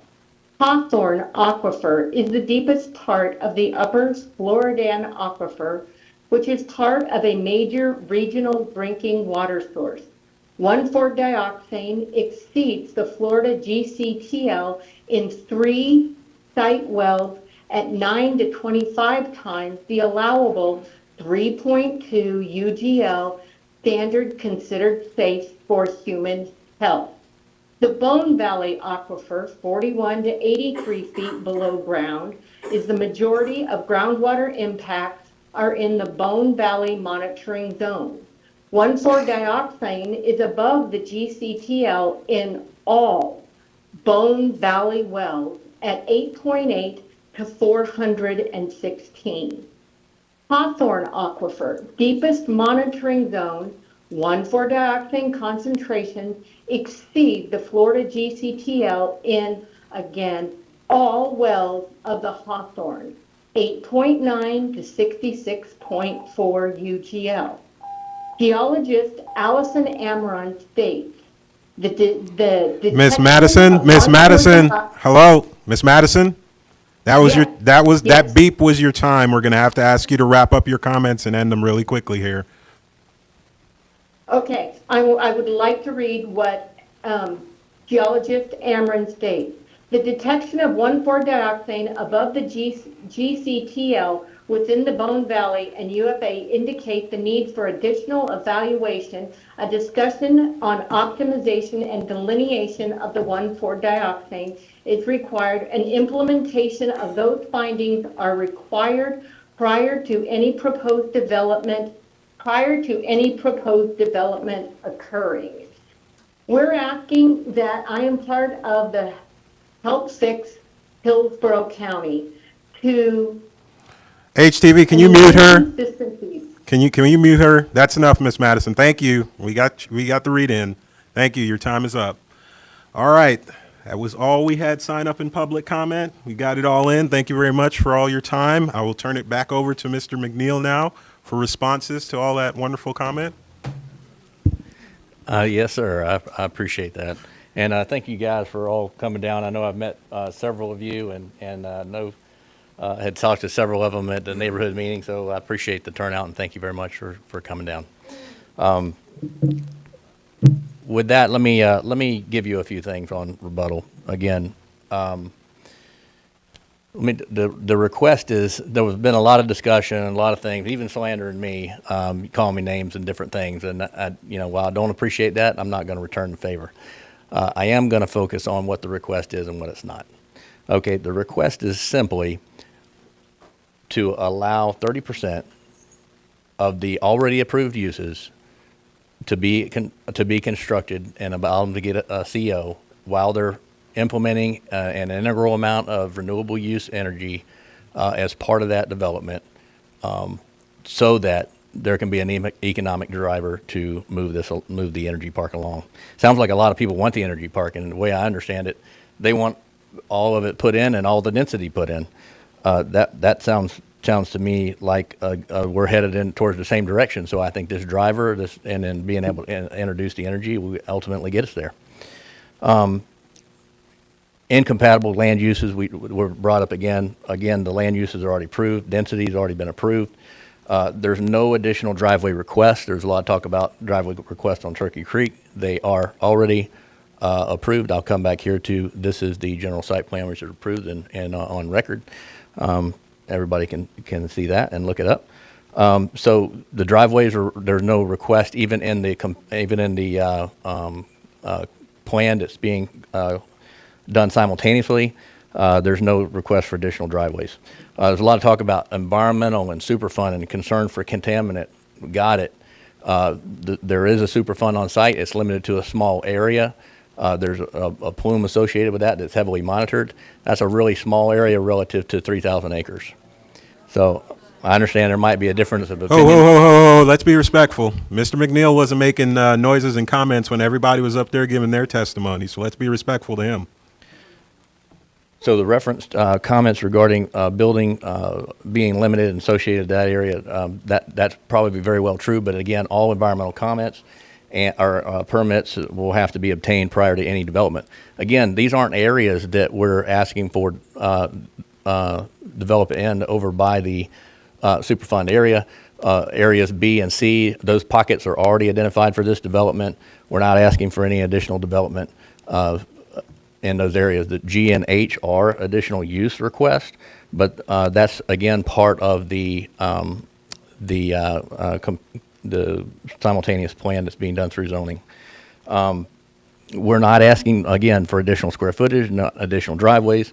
We're not asking to dig wells. We're not even asking to build deep foundations. This is simply just a request for the 30%.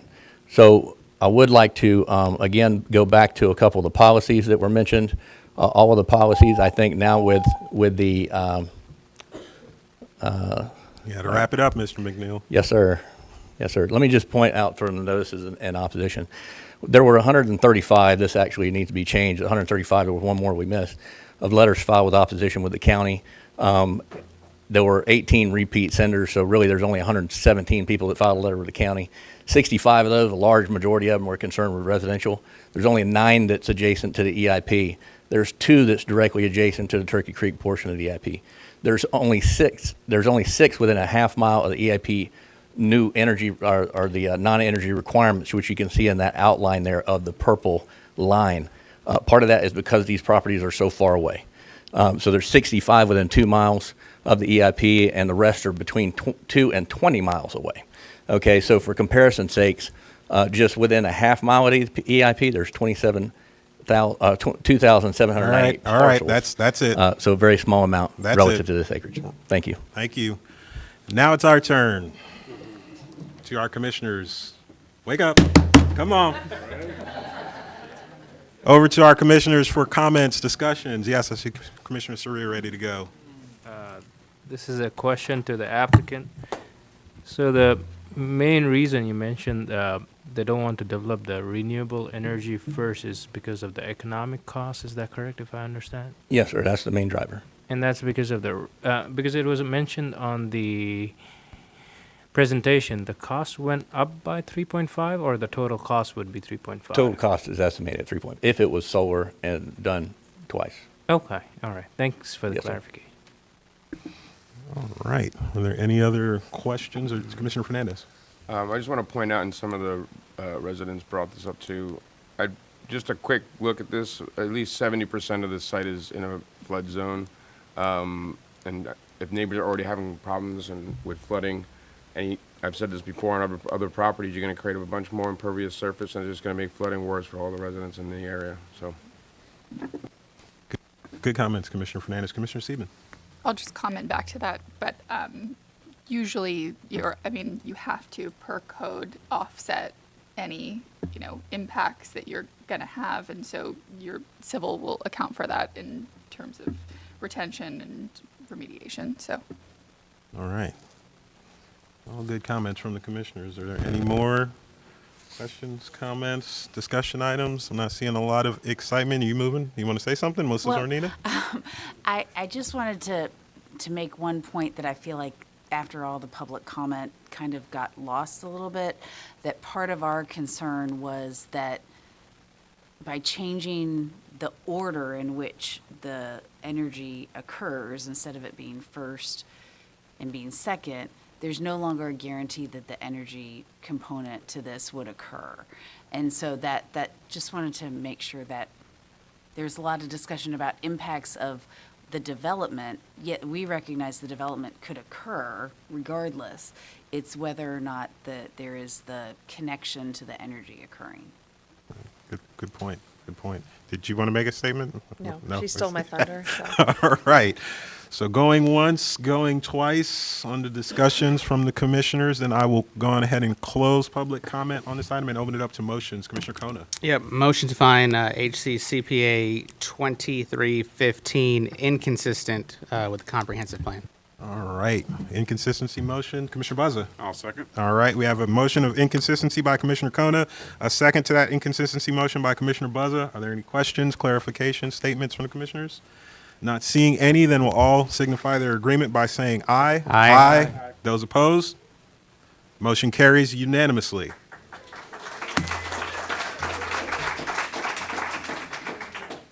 You still got to go to the Board of County Commissioners. It's not over yet. We're just making a recommendation. All right. With that, we will adjourn this meeting at 8:45. Good night, folks.